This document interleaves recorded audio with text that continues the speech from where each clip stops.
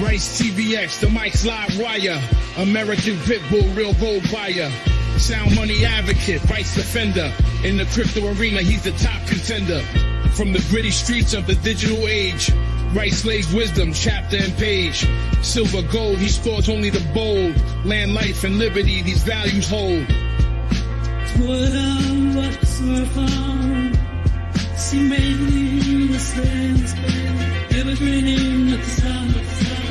Constitution, deep dive, knowledge revival. Navigate the system, critical for survival. Rights engraved like inscriptions on metal.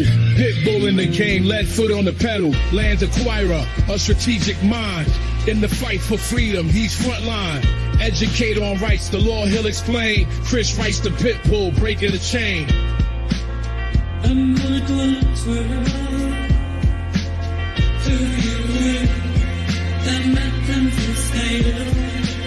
In the arena where truths collide, Rice TVX, the certified guide.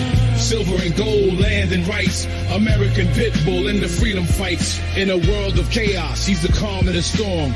Teaching the masses, ready to inform.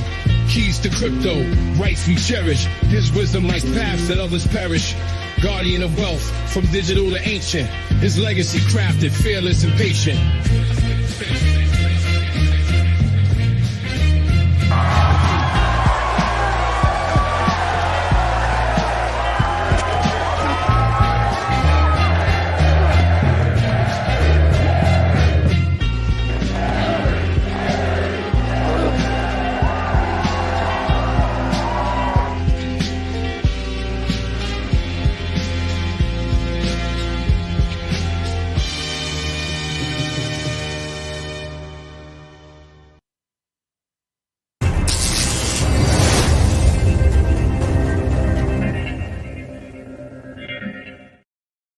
Real quick, before we begin, I want to encourage you, if you are not already subscribed to the channel, make sure you are subscribed. And if you are subscribed, make sure you are still subscribed. YouTube, unfortunately, has been unsubscribing a large amount of people over the past few months. So make sure you are still subscribed. And if you're not subscribed, what are you waiting for?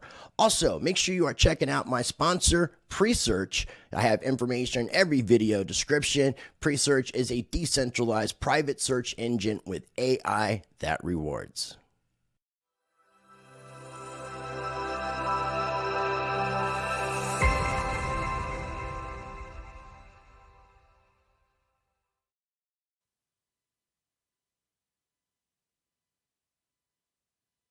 I said a bunch of words, but I was muted, so it doesn't matter. Check out this ad.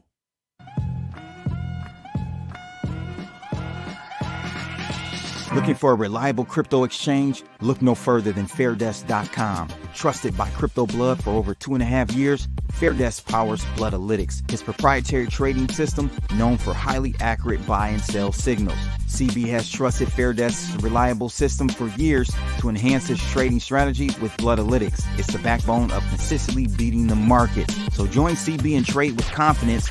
Use the link in the description below and get 1 month free of Bloodalytics signals. Fairdesk.com. Trade smarter, trade better. Trade smarter, trade better. But the best part about that whole advertisement is Crypto Blood refers to himself in third person. And there you go. And Rice likes that very much. So without further ado, here we are. I sound like a horse because I lost my voice in Nashville, North or Tennessee, the volunteer state. I tell you, that place is humid as hell, man. Oh, yeah. You get down there. Yeah, you're right. It was very humid, and it was like literally just straight west from me. I live off of Interstate 40 here in North Carolina, and you just take that east going towards, or west, excuse me, going towards California. Eventually, you'll find Nashville. Keeper drove down, too. A few people drove down. Keeper drove from Columbus area, Ohio. I think it's safer to do that considering all the accidents we've been having on planes lately. I would rather be safe and drive as well. Especially Especially what's going on, ladies and gents. Hit that thumbs up. Make sure you follow my man Rice right now. I got my links for him, or the links for him in the description of my video. And I'm I sure have he's got links mine. for him in the video description for my video. So if you guys There you happen to go. be watching over on Blood's side, make sure you follow me over on the X. But again, links are down below on both of our channels. If you're watching on my side, make sure you're following Mr. Blood on the X at CryptoBlood_. And again, mine is at RiceTVX. And yeah, we got a lot to talk about today, my friend. Oh, yeah. I'm excited to hear. Shout out to everybody. We are streaming on both of our YouTube channels, both of our X accounts. I'm streaming on my Rumble as well. So again, make sure you're subscribed. You can watch us on multiple platforms. You can watch both of our channels, mute one of them, smack the like button, share it, repost it, all that good stuff. Yes, sir. Let me see what everybody has to say, man. We got T Will in the house. I saw your stream yesterday. Everybody was arguing about Top Signal and your game being rigged. Yeah. Yeah. Nice. And T Will, aka Twill, is how you like to pronounce it. He ended up winning yesterday. So there you go. Yeah, I saw that. That was cool. Shout out to Crypto Billy. He was out in Nashville, man. I got to see him and the whole crew. Nice. That was really nice. So it was really Nice. good to see everybody. And I saw something here about I never noticed Rice. Oh, I kind of actually did a little bit of a little twang there on purpose. But I've lived in North Carolina now for 24 years. And I'm 49, so it's a little less than half of my life. So it's combination of Washington D.C. and a little bit of North Carolina. Shout out to Wisdom Bars. Appreciate you joining us. King Chris Universe.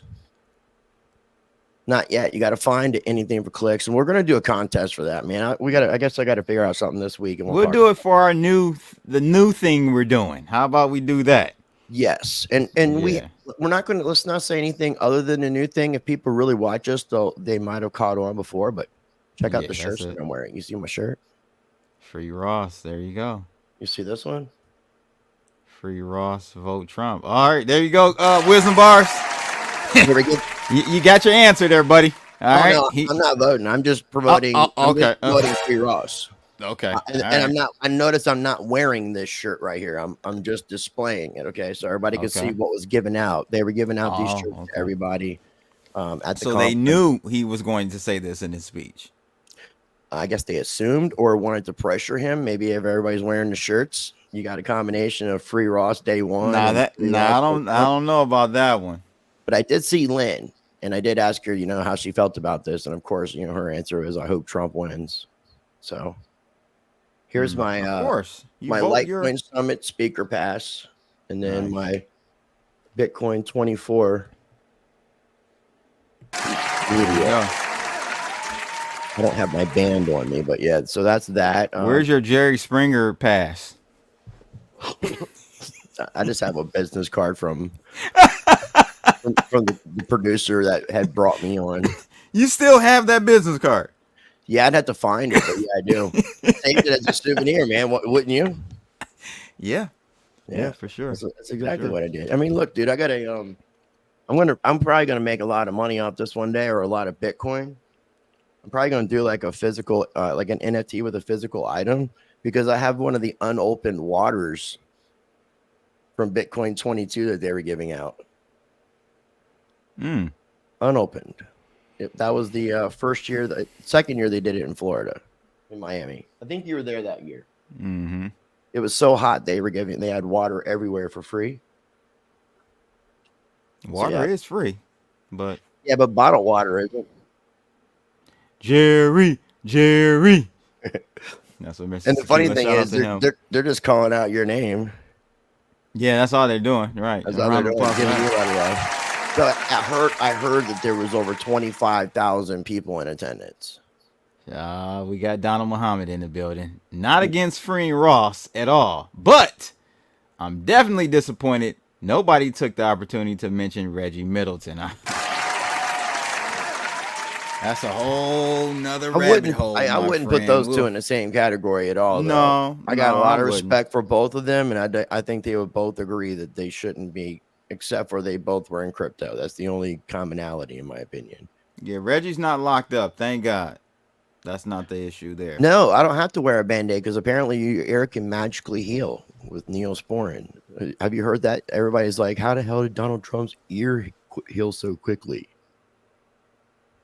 That's like a bunch of. I don't know if you've been like I couldn't really follow much while I was out of town, but when I got back, it's like this whole thing is a mess. It's like police are turning on Secret Service. I think that chick stepped down from the Secret Service. She did.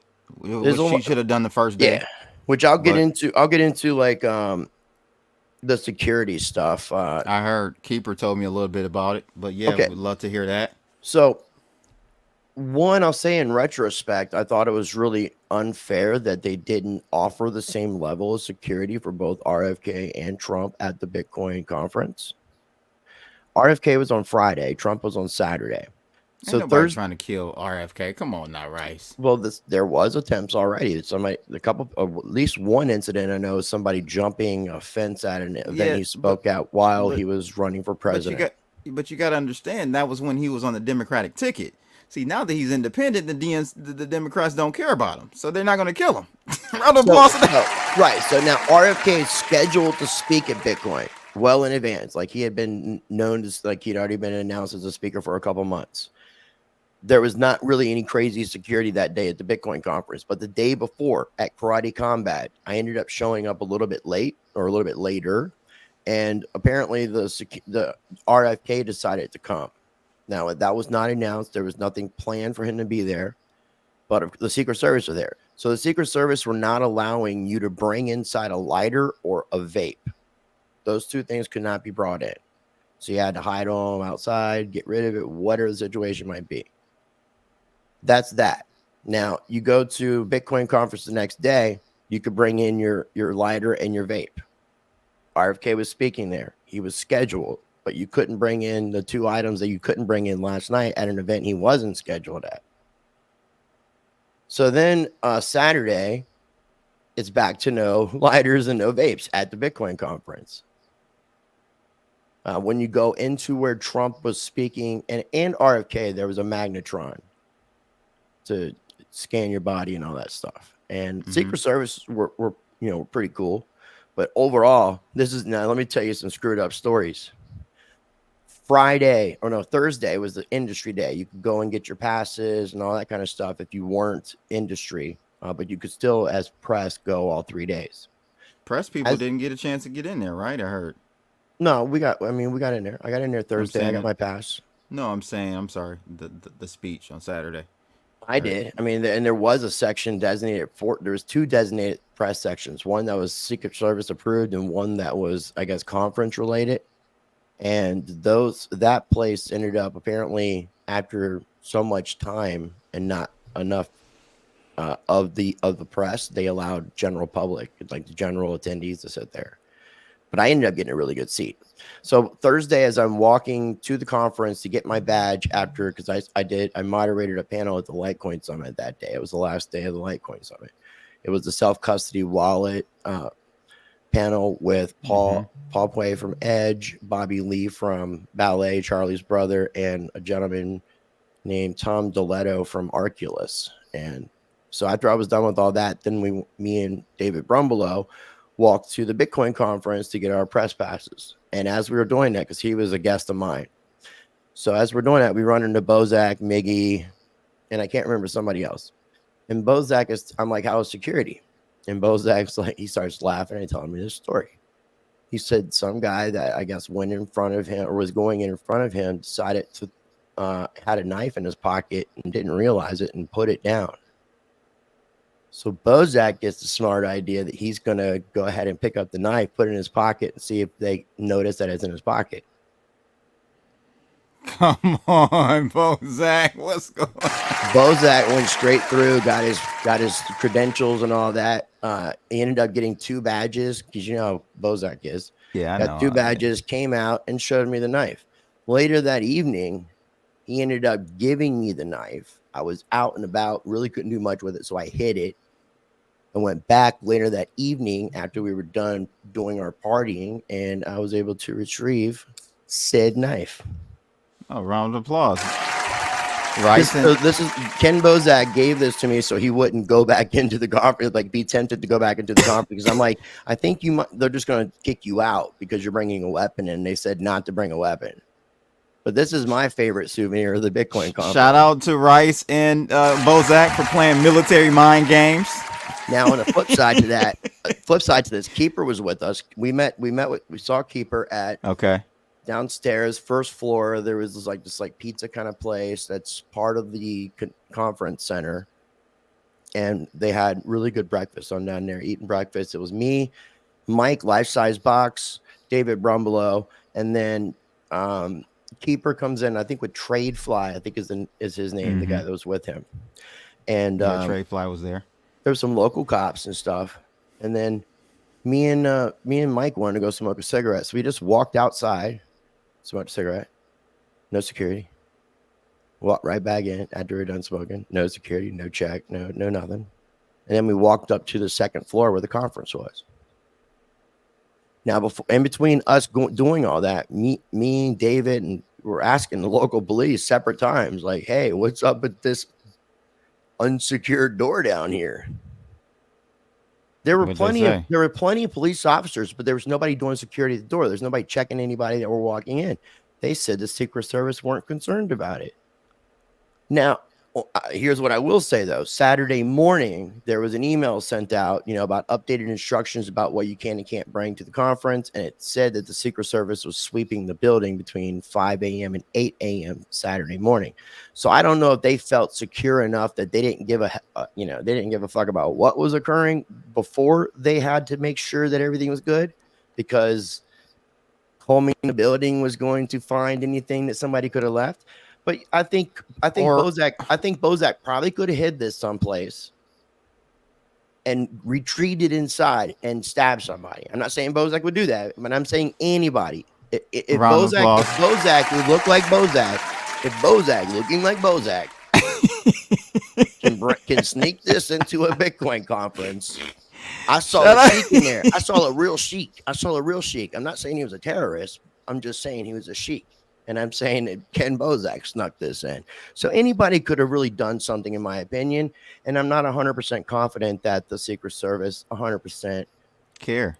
Yeah. Now, I contemplated not going to see Trump speak, but then I ultimately am like, well, if he's got the balls to speak, I got the balls to be there. So, well, that's what, unfortunately, people said at the rally in wherever, Pennsylvania, Butler. They said the same thing.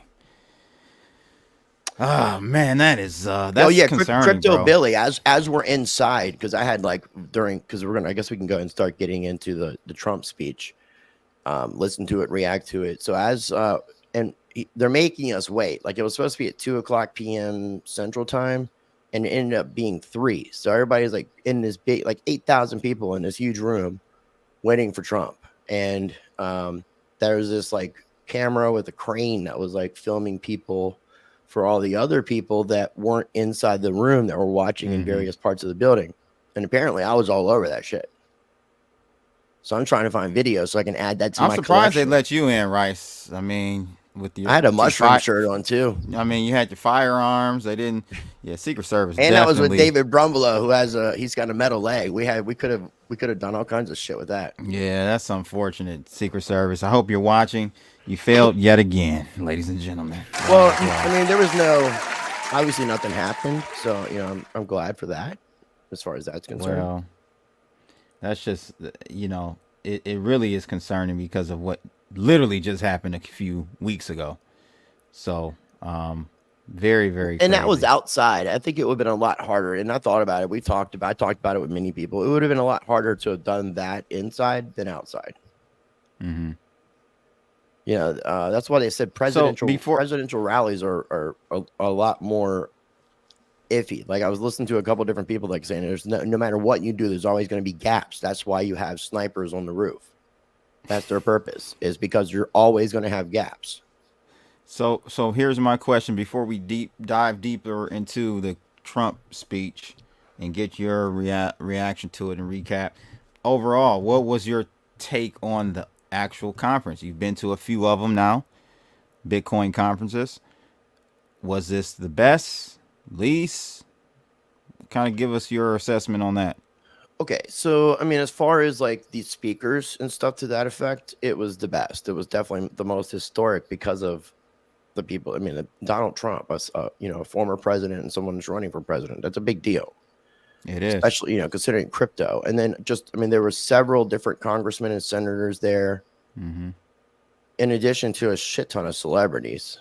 The booths, they had a lot of booths, but they weren't there wasn't really super great swag, but it was more professional booths in a sense. So they had their little mining area, art area, some of the gaming type stuff, like ordinal related, those kind of things. There was a game called BitBoy something, had nothing to do with Ben Armstrong. I've heard of that game. I think they actually reached out to me or us to do some promos on that, I believe. I don't recall it, but okay. My three favorite booths that I had my best conversations with were Van Eck. Oh. That was yeah, no, I started out telling them how I felt about things. They were explaining stuff. A lot of those guys self-custody their crypto. They were just talking about the ETFs being for their parents. But it was a pretty good conversation. Jan Van Eck was there, or Jan Van Eck, excuse me, the son of the founder. So he was speaking, and so I didn't talk to him. I just talked to a couple of the employees, but one of the guys I think was fairly high up, and I approached it from I'm not a TradFi guy. I'm not a killer, but don't push me. That's what you said. Basically, in other words, but yeah. Then my second favorite booth, and this is really a crazy one. It was Blockstream. Oh, they didn't convert them, ladies and gents. No. They didn't convert me. I started the conversation off telling the guy that Samson Mao blocked me, that Adam Back has agreed to do an interview, but won't actually do it. And talking about how I interviewed Roger Ver and a couple other people, and I'm kind of more from that big block. I told him how I felt about Blockstream. We had a good conversation. I ended up getting one of their wallets. They gave me a wallet for free. See, I told you, ladies and gents. I told you they got them. I told him I would review it. Told him I would review that. Speaking of, this is also in a swag bag from Litecoin. It's a Ballet physical Litecoin that's 0.1. So it's kind of like a Cassatius coin. Yeah, I remember. Which one of the guys from the conference. Apparently, the guy that invited Donald Trump, and I forget his name. When we go over the speech, I'll cover some. I'll say who it was, but he had sent, because I guess he couldn't be there in person, or someone else had sent this and couldn't be in person, but they sent a 2013 Cassatius coin with a Bitcoin to give to Donald Trump, so that when he came out on stage, he was officially a Bitcoiner. Now, Wisdom Bars, me and Blood hate on Blockstream. I told them, I said, I'm kind of one of those people that think that Blockstream hires Bitcoin developers because it's a way to pay them and not develop on Bitcoin and create solutions that they can profit off of. And they were just telling me that Liquid is not profitable. So I don't know what the truth to believe. But I told that's a conversation I had with them. I kept it real. That's why I said it ended up being one of my favorite ones, because of the fact that I went to both of these booths being who I am, saying how I feel, and still ended up having good conversations, which is really cool. The other one, my other third favorite, was Internet Computer Protocol, ICP. They had a nice booth. I like the idea of what they're doing. Found out how to go through a proposal process to find out about, how you do proposals for content, so you can cover content, and so try to do one of those. Definitely Rice not compromised, but I'm glad you guys are hating over there. I got a free wallet to review. It's an open source self-custody wallet, regardless of options. We even said that with Rock Wallet, as crappy as that wallet looks. Oh, that wallet, boy. That's a pretty awful wallet, but thank you for paying us. Yeah, a round of applause. I shouldn't say awful, just very basic, but I do like need some work. Need some work. Yeah. We gave them some. They should pay us more. We consulted with them, basically, Rice. Yeah, in a sense. We made them do some process improvements there. I didn't know you actually wanted me to walk the dog with you, Crypto Billy, or Rice would have walked the dog with you. Okay, I promise. And we can walk the dog when you come visit me, man. We can walk the dog 24/7 if you want. Man, so do you think you know what? One of the reasons I was like, now I'm gonna sit this one out is because we've been to so many conferences, maybe not as many as Bozak, but ultimately, you know, where's the ROI on this? You did have a panel, a panel feature there at the Litecoin conference. That's great. I think that's great for you, more exposure for your brand. But other than that, do you feel like the ROI was there for you? Okay, so if we're talking about ROI based on like cost of getting there, my costs were basically the room. I think I spent maybe a total of $1,000 with the room and all the other stuff I did. Maybe a little bit more, but not much. Didn't have to fly. David covered gas. I covered a lot of Ubers. Mike covered Ubers. When we had to park, David covered parking and stuff. So we all kind of chipped in. So yeah, shout out to David 100%. Now, as far as this, when I told you I went to the Rumble booth. Okay, yep. Let me go ahead real quick and reveal this. Oh, here we go, guys. So I went to the Rumble booth because Russell. Get ready for this. I saw TJ the night before from Hit Network, Discover Crypto, and he told me that there was a guy from Rumble at their party. By the time I got there, that guy had left.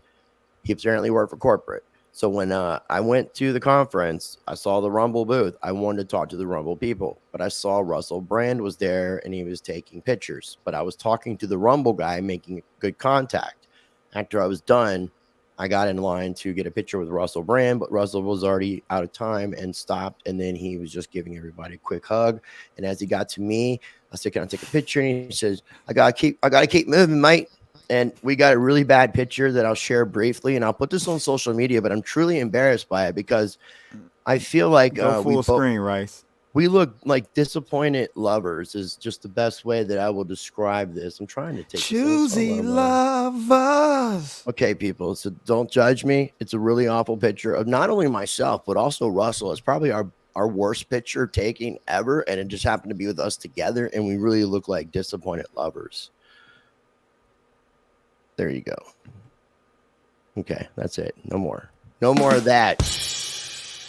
But yeah, so the contact that I talked to at the corporate contact that I met at the conference is going to get me in touch with their partnership program people, the ones that, you know, reach out and work with content creators.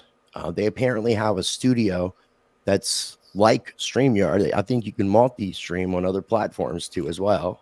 Yeah, through their service. I've seen that. No, I've seen their service. And I think they but this I think is just a little bit further than just signing up for something, because I don't know if you can just sign up for it or if you have to be invited into it. But I showed them my interview list and stuff. So they said that basically they do things like where they have built-in like advertisement. They'll give you scripts. You'll get paid after you do the live stream into your account for doing like the advertisement. Something that a lot of podcast platforms will do. Yes. Where you read a script, you might, you might get whatever the kickback, but as soon as you're done with it, it gets put into your funds available. So it's a way to monetize and get more promotion. So I feel like it's actually kind of getting a better foot in the door instead of just us trying to go at it alone on Rumble. Gotcha. So that alone, that by itself, that's what I'm saying. If that pays, if that works out the way I'm hoping, that's the best return on investment I couldn't ask. I talked to River. They do like multi-sig. I forgot all the different things that they do, but they sponsor a lot of different channels that I have watched in the past, and talked to them about doing something. River, I know they do something with like multi-sig storage, but it's all self-custodial as far as I'm aware. They may have some services that offer custodial services. You could buy a Bitcoin instantly. It looks like something very similar to Swan. Okay, gotcha. So I talked to them about, they just said, talk to their dude, and he said, we just got to figure out, you know, what will work for both of us. So I got a contact for them. Internet Computer Protocol, I got the proposal thing. And FIO wallet, I believe. My friend Blockchain Wayne, we talked about something, and he talked to Paul Pui from Edge. So I may be having nothing like crazy, but something coming in from potentially FIO and Edge as well. So definitely made sure I covered, I separated it from David and Mike to go around to the booths and just talk business, talk shit, talk business, network, that kind of thing. And that's good. Yeah, overall, I think right, I think it was great. Okay, good. That's what matters, man. Gotta make it work, man. Gotta make it worth it. So we got in the house here. Yeah, we got those in the house. I saw Ola caffeinated. I was thinking some Ola is some Sensetti. I saw most of Sensetti crew. David was on a vacation with his family, but Rob and I saw Rob and Super Mario Brother were there. Yeah. Shout out to In and Out Crypto. So at this point, guys, we're going to start talking about the actual speech. Now, the legendary, historic speech that Donald Trump did. So he mentions a lot of celebrities. So I saw Little Pump inside the conference. Someone told me Hawk Tuah Girl was there, and I did see a picture with Kim Bozak with Hawk Tuah Girl. She was there. Neo apparently was sitting beside RFK at the karate combat. And then there was a bunch of Neo, the singer. Oh, the R&B guy? Yeah, he was sitting right beside RFK. Oh, okay. And I don't know. I don't know if it started in Nashville or if it just a time period, but Ben Armstrong versus Wendy O Crypto. I don't know. Have you seen it? Oh my God. And then our buddy Carlos Diaz put me up on that situation. I had a conversation with Adam at Litecoin Summit about the whole Bitcoin about Ben. And then Ben has. I'm sorry. Neither one of us knew about the Wendy situation. So he's asking me about what happened with me. Why was I taking it so personal? Why was I being a journalist? Why didn't I try to give him help him out? Who said this? Adam. Right. Adam. Charles. Yes. So Adam was questioning me about this, and then by the time, and this is like day 2 of the Litecoin conference. So and that was Thursday. So by Friday, we both had caught wind of this Wendy situation.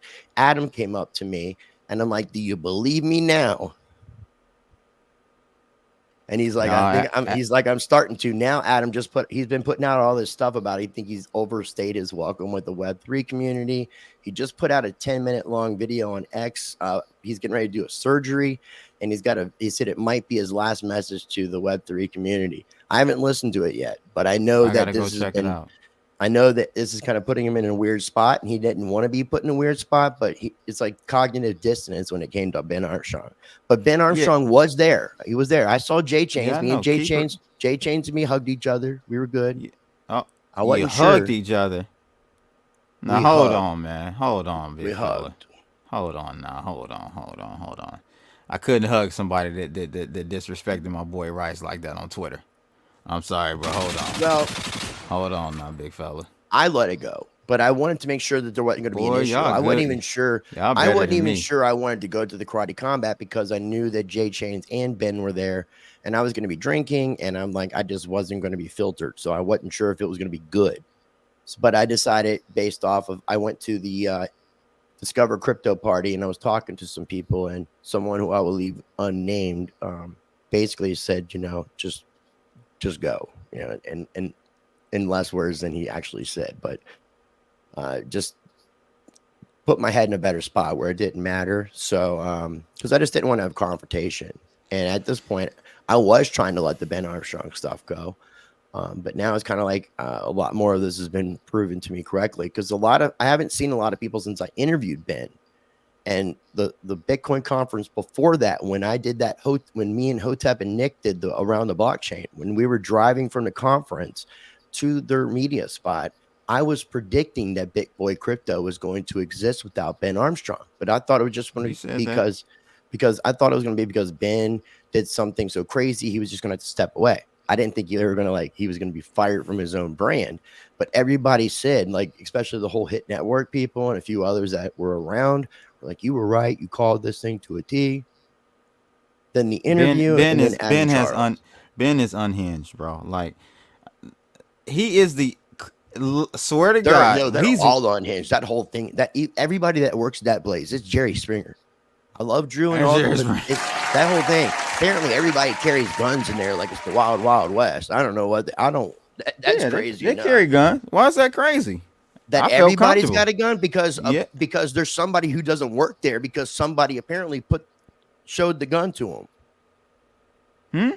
They're like being alpha with guns, like trying to punk each other out because one person says something to somebody and somebody gets upset. Supposedly somebody pulled a gun and showed the dude the gun because he's like basically saying, say it again. Basically. Oh, okay. That person no longer, that other person who got the gun pulled on him doesn't work there anymore, though. The whole thing's Jerry Springer. I'm telling you, the more I dug into it, you want to play the clip? All screwed up. You want to play the clip of what you saw at Hit Network? In honor of Ben Armstrong and Hit Network and Discover and all them people, this one goes out to you. Ladies and gentlemen, we have footage of...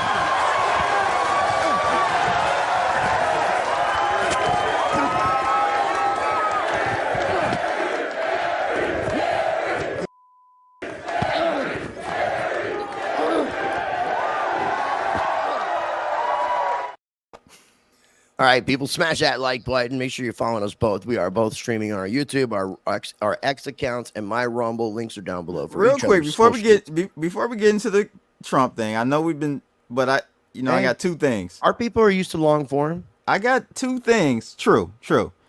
Donald Muhammad. What highlight what he said? What do you think about? I think I know, but what do you think about his comment there?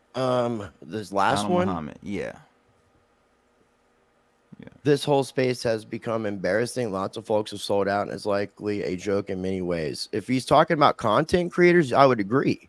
I mean, that's why I think that it's, when we have fun, we have fun. We do fun episodes. I might drink on some episodes, but stuff that's serious, I'm not on here like getting drunk and doing all kinds of stupid stuff. We try to take it seriously, and we try to provide value. Right. I like to think I'm speaking for you. We don't try to act like that shit. No. The only thing I tried to do is because it was such a big story and nobody knew what the hell was really going on in the public was try to give people an explanation for what happened. Yeah. And try to figure out what the truth was. It will come back, my friend. We will have a drunky rice night. I promise you. It's sad, man. And like I said, this new situation with Ben and Wendy. You mean Ashley? Doxing her. I asked her if she wanted to do an interview. Here's the thing. Hold on. Okay. I did text Ben Armstrong. Apparently he changed his number, and I'm questioning. And I was at first I was kind of like, okay, cool. Maybe this was meant to be for me not to do this. But I sent him a message Sunday night. Haven't talked to him since October, saying you and I need to talk, buddy. I want a live interview with you. If you're not interested, I'll release that omitted question. Ball's in your court.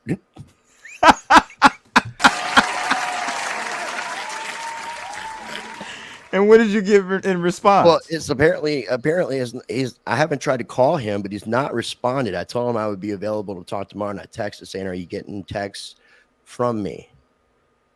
I would think he'd want to answer knowing what I was sitting on, because that's part of the shit too, because Ben is trying to say that Discover Crypto has been money laundering through Bitcoin. And the thing is listen. Oh my! And I got an omitted question. It's the other way around. I know, and I have the omitted question where it basically it's coming. It's coming soon. I'm just trying to figure out how do I want to package this thing.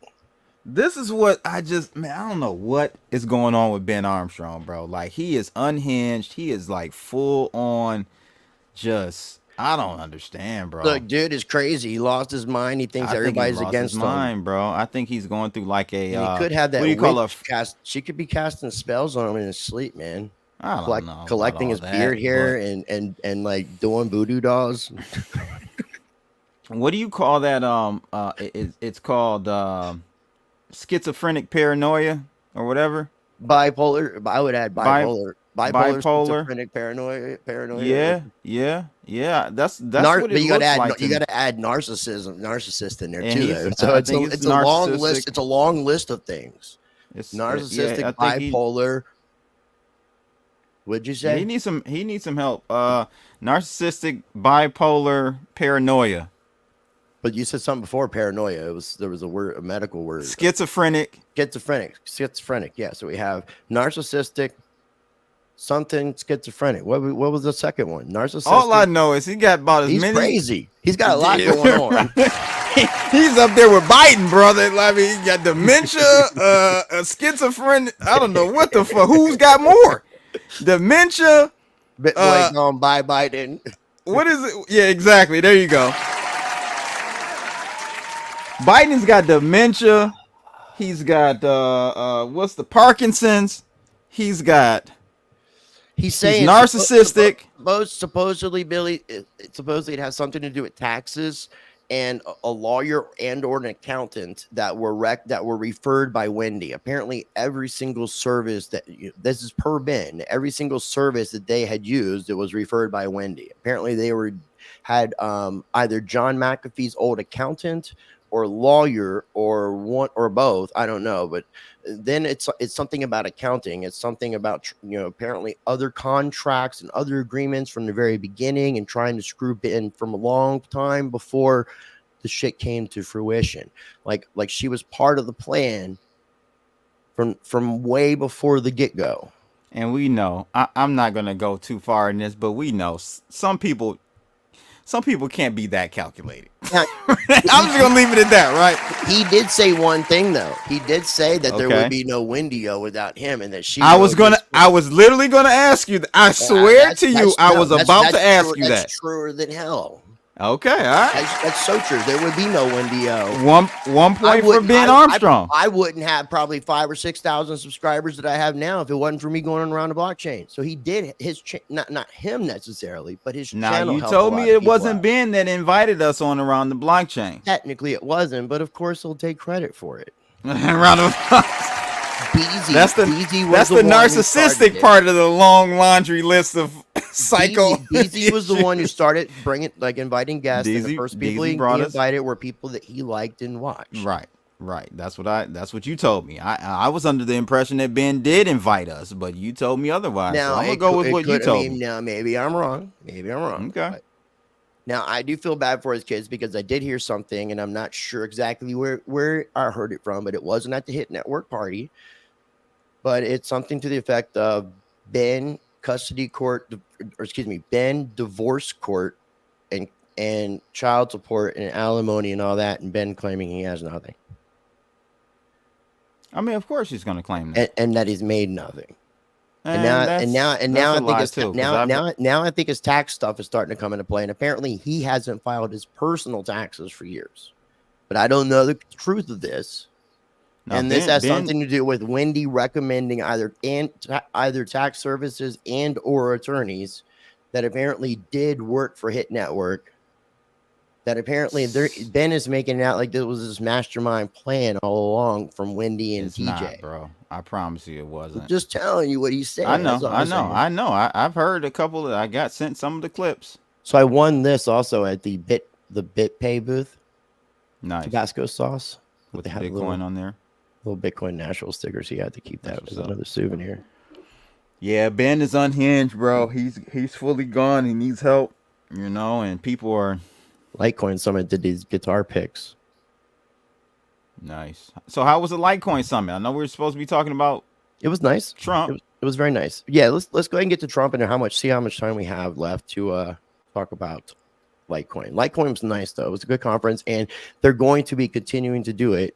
And I believe that they've already are working out contracts for Vegas. So I believe maybe next year you'll probably see the same thing occurring and maybe even other events. Kind of almost like a 2019 World Crypto Con where you had like 3 different conferences happening in that period. That was dope. Yeah. So we maybe see something similar to that, being that it's in Vegas. Cryptocurrency in the building. Thanks for tuning in. Great name. Yeah. Musashi. That's one of Mike's homies. Life size box. Nice.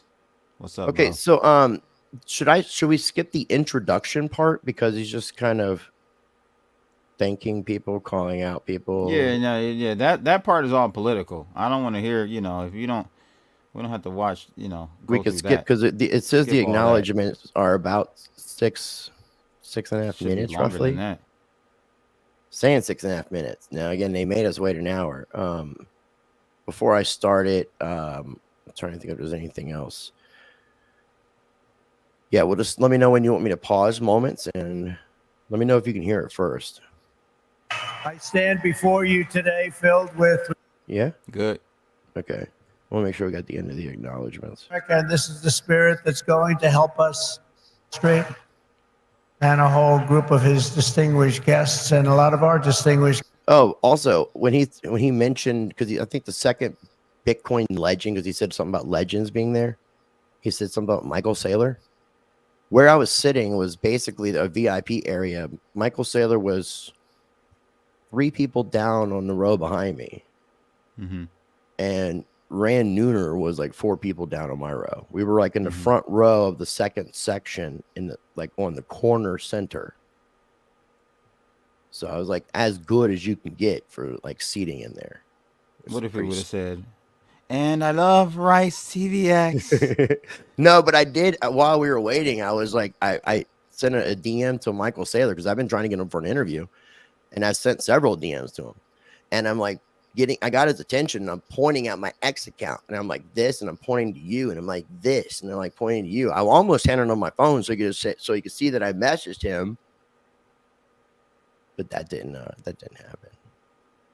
I didn't want to be Sailor is a plant. Still, I mean, dude, I need to get out of the shadows. We need to get out of the shadows. Sailor is not a plant, ladies. I didn't say that. I'm just saying interviewing higher profile people. You've interviewed higher profile people than Michael Saylor. I know, my friend. I know, but those videos still don't get views. All right, so let's see. But our country is blessed to have the extraordinary talent, energy, and genius represented in this room. It really is great genius. Not all of you, but most of you. Many of you. Yeah. But this is the kind of... One thing I will say in retrospect real quick, before, like, my thoughts while he was saying his speech, being there, because this is my second time listening to an in-person Trump speech. The first time was on January 6th. In person. And boy, you've been to some very historic Trump speeches to not be a Trump supporter there, buddy. I'm just saying. I don't know. That's pretty crazy. I was laughing so much. It was like the best fucking comedy routine. He was like, he's hilarious. He was talking about himself a lot, and he was funny as shit. Talking about himself and just funny as shit. When he talked about firing Gary Gensler, we'll get to that point. But I didn't know you guys. I knew so unpopular. Yeah, I knew at that point. You know, he didn't even know what the hell he was reading. I mean, okay, go ahead. All right, so here we are. Spirit that built America, and this is the spirit that's going to help us make America great again. That's what we're doing. I stand before you today filled with respect and admiration for what the Bitcoin community has achieved. It's incredible, actually. I sort of say to my sons, it's like incredible because they know so much about it. They're so aware of it, much more so than people that are a little bit older. But I say this is the steel industry of 100 years ago. It really is. I think you're just in your infancy. I can see it happening. In just 15 years, Bitcoin has gone from merely an idea posted anonymously on an internet message board to being the 9th most valuable asset anywhere in the world. Can you believe that? Is that right? That's a big deal. Pause. Whoever is that wrote right? Now is that see? Those are all context clues, Rice. That these teleprompters. Teleprompters, I don't know how they had something on it because I could see straight through them, just like you could see straight through. Because they're angled, they're tilted at an angle on that mirror glass. I mean, whether or not he's reading, he seems to understand the concept of crypto. That is the one thing I got. Yeah, he does. No, I get wasn't it. thinking I this give is him just that. a man reading some shit and didn't know what the fuck he was talking about. Is I that figured right? I kind of feel like somebody's taking him to school. Is that right? I feel like it, man. Okay. So maybe All right, that let's go. smoke got blown up my ass. We'll see. Nah. I think he gets the concept a little bit. Think of that. It's already bigger than ExxonMobil. Soon it will be surpassing the entire market cap of silver. It's not bad. How about gold? Let's go gold. And one day it probably will overtake gold, but based on the way it's going now, it could very well be a possibility. There's never been anything like it, and I don't think you've ever seen anything like it. Okay, real quick. I want to say, you see behind him, you see two things. Zappo. Zappo's the main thing. Now, I will tell you, I didn't get to say this. Okay. I went there with the intention of meeting two people. Do you remember what two people I said I wanted to meet? Whitney Webb and Mark Goodwin. Okay. The two people have been interviewing together. Yep. Mark Goodwin is the editor of the Bitcoin magazine. I went on looking on schedule. I couldn't find them. They weren't there. I talked to Peter McCormick and Peter McCormick's partner, Danny. Danny's hopefully going to make an introduction for me. They couldn't tell me why they weren't there, but my guess is because Zappo is the main sponsor of the event and didn't want them there. But they did say that Zappo has not said anything about the interview that Peter has done with Mark Goodwin and Whitney Webb. They talk about some things that aren't so favorable for Zappo, based off like the founders and some of the stuff they're involved in.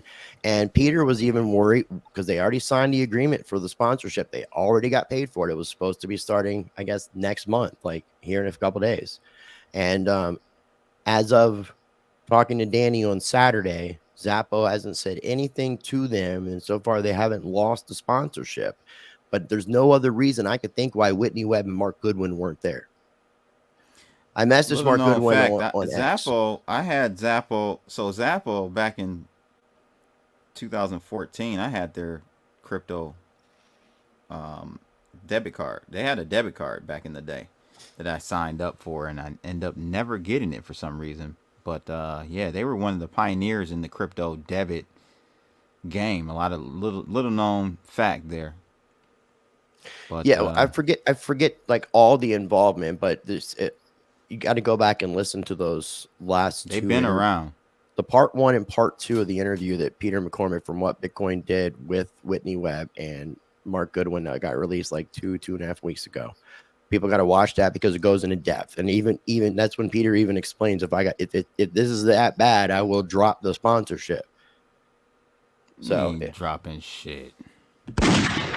Peter seems to be having a little bit more and more integrity these days. And another thing I thought was really cool is he's there with he brought his daughter and his son. They were a little older. He was selling merch for his football team. I think it's like kids football, which is soccer in the UK.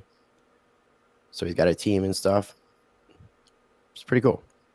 So let's go ahead and get back to the speech. And most people have no idea what the hell it is. You know that, right? So what happens when they figure it out? That's going to really be something. Bitcoin is not just a marvel of technology. As you know, it's a miracle of cooperation and human achievement. And a lot of relationships that are formed. I just did a meeting, a roundtable with a lot of the leaders, and it's amazing. There's a great camaraderie.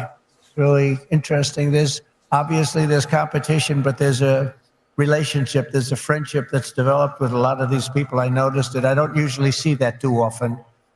I see the opposite, actually. They want to get each other. They want to kill each other. These guys have a great feeling. Very smart people, too. Congratulations on all that you've accomplished. This room is amazing. The people in this room, high IQ individuals. I'm running against a low IQ individual, her. I'm not even talking about him, her. I got a low IQ individual. I thought about Ben Armstrong. The low IQ individuals, yeah. Oh, I thought no, Ben. You were street smart, crypto blood. Yeah. I thought you were street smart, bro. No, not that. His whole high IQ crypto signal thing he was doing for a little while, and I thought about that. But yeah, man. There was a lot of smart people in that room, man. Of course. I mean, yeah. Ron Paul was watching that. So I mean, that's that's another smart one. I mean, so he was surrounded by the right people. And apparently, Jason, we've talked about this at length over the many years, Rice and I. We are on the side that on the side of the camp, or with the side of the camp that believes Bitcoin has been compromised. 100%. That's what we were just talking about when I said about this irony of me liking the Blockstream booth. Mm-hmm. How much shit have I talked about Blockstream over the years? Mm-hmm. Yeah. You know, I just kept it real. You know, I think some people do appreciate that. I wasn't going there being combative. I was just sharing my feelings. Bozak has actually calmed down a lot. Bozak actually said that everything's a scam, so what's the point in fighting everything? Shout out to Bozak for that one, boy. He's growing up. I was like, that's a sign of maturity there. Sorry, I was busy selling my powerlifting equipment. Thank you, Mr. X. Appreciate it. It's all good to be late. All right, so let's go ahead and continue on with this comedy act right here. The reason I've come to address the Bitcoin community today can be summed up in two very simple words: America first. Hold on, man. Apparently, I didn't know like more about this, but Matthew Millar, he lives, I believe, in the UK. He said that there's riots going on. Yeah, I saw that. And then he mentioned the Billy saying Southport stabbing led to a protest, which has turned riotous, and it looks like it may go national following the Uniting the Kingdom rally from Saturday. Wow, that's interesting. Definitely got to pay attention to that. Definitely shout out to Ron Paul, mad respect. Yes, indeed. Because if we don't do it, China's going to be doing, others are going to be doing it. Let's do it and do it right. My vision is for an America that dominates the future. We have the best economy, the highest standard of living, the safest and most beautiful cities. And by the way, when I say safest, our cities are going to hell right now. Our cities are going to hell. We're going to fix our cities. We're going to work with Democrats that have destroyed our cities, but we'll work with them, and we're going to get our cities back. We're going to bring our country back. For 4 years only. Yeah. And we really were the freest and the most ambitious, most dynamic nation ever to exist on Earth, and we're going to get that back again because we're not there now. We're a nation in decline. You know it. We know it. Doesn't sound nice, but it's okay because we're going to bring it back. We're going to bring it back fast. Right now, it's embarrassing. It's embarrassing what's happened. Even today, when you look at what we just said, that would never have happened if they respected our country. If we don't embrace crypto and Bitcoin technology, China... He was referring to when he first came out, the first thing he did was address the attack in Israel that it took place. Yeah, asking people. Well, we skipped over it for in case what people wasn't sure what he was referring to there, kind of giving a little bit of a... I thought that was interesting because being inside that conference and there was so many people in that city, it was a little bit of an issue with phones as far as internet service, and I really had no clue that that was my first time hearing about it. It was Donald Trump mentioning it. Yeah, same here. And we'll have to talk about this on another episode, but Mahdi was there, Mahdi Greenspan. Shout out to my man Mahdi. He's not right now in Israel. He is in California. Okay, the communist state. Oh, that was the other thing. 90% of the people at the conference that came up to me to say hello to me were asking me where the hell is Crypto Blood. Around the block. Like you're attached to me at the hip. I guess. I mean, we're brothers from another mother and father. It could be it could be the GXA. It's definitely the GXA. The Jigsaw. Other countries they'll dominate, and we cannot let China dominate. They are making too much progress as it is, and we want them to be successful. I don't want China to be successful, but we have to be the most successful. That's what's gonna happen. I want the United States to be first in technology, first in science, first in manufacturing, first in artificial intelligence, and first in space. You know, at MIT, my uncle was a professor there, Dr. John Trump. He would have fit in with this room very nicely, actually. That's why I mentioned it. And I believe he was the longest serving professor in the history of MIT. He graduated. We have a very intelligent family, actually. He graduated tremendously. I think he has 3 different degrees, but they said, would you like to stay on, John, and be a professor? Well, I've got a lot of offers, I assume he said, but I've got a lot of offers. Well, we'd like, he was there for, I believe, 41 years. When I was in the White House, the head of MIT came to see me, and they presented me with a book on my uncle. He was a legendary guy in the academic world and in the world of MIT. So I understand a lot about what you're doing, and I have great respect for highly intelligent people. And you are highly intelligent. America's destiny is to lead our rivals in everything and to surrender our industries to no one, to no one. You know, some of you are involved with AI, but you also have the same thing. You need a thing called electricity. You need a lot of electricity. You know, AI needs to be really dominant, and China can do it much easier. We have environmental impact statements to do, but we're going to do things that nobody thought were possible. You need tremendous amounts of electricity. You need double the electricity of the entire electricity that we have right now in the United States to dominate. And we'll get that done. Who would think we can get that done? But we're going to get it done. We'll be having power plants built at the sites. We'll be releasing people from certain ridiculous requirements. And we'll be using fossil fuel to make electricity because we're going to have to. We'll be using nuclear. We'll be doing it in an environmentally friendly way. But we will be creating so much electricity that you'll be saying, please, please, President, we don't want any more electricity. We can't stand it. You'll be begging me, no more electricity, sir. We have enough. We have enough. I was literally cracking up at the conference. Like, this is just the craziest stuff. It was he actually is very funny. He is. I mean, he should be a comedian. Yes, for sure. I think he already is. He's just taking comedy to a new level. It's like taking it to the presidency. You know, in the Midwest, they just opened, it was very interesting. They just opened up 2 chargers, you know, a charger for the electric cars.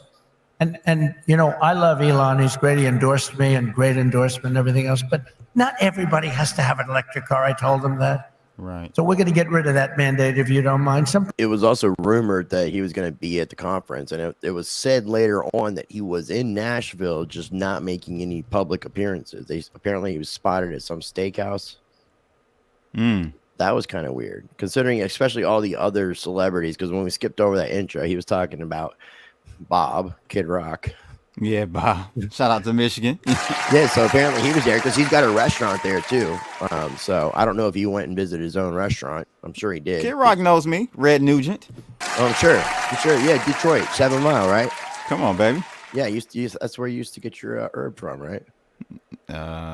Young Bobby, no comment. White Bobby. Who was Casper? XRP Junkie said, "What happened to Casper?" I'm not sure. The friendly ghost or Jason? Yeah, I'm wondering if you're talking about Jason Casper. I'm not sure. Jason's probably safer than anybody at this point. I mean, the farmer who's like physically healthy, he has his own little form of food. He's got a farm. He grows. He's a farmer who trades Bitcoin. Well, how much cooler can you get? Rice, where do you stand as far as crypto being a tool for freedom after this convention? It's the same thing as any technology or any tool. It's not necessarily inherently good or bad. It's what it's being used for. So, I mean, no matter what, as far as central banks or totalitarian governments are trying to enforce, it doesn't matter because we still have the opportunity to say, fork you. Oh, you mean Casper with a K? We can always fork these technologies and things to that effect. XRP Junkie, you threw me off because it's. He's talking about a crypto. He's talking about a cryptocurrency, and I have no clue. I have no clue what's going on with Casper. Maybe pre-search it. Go to presearch.com and search for it, and you might find some information. What's up, Jay? Crypto-minded in the building.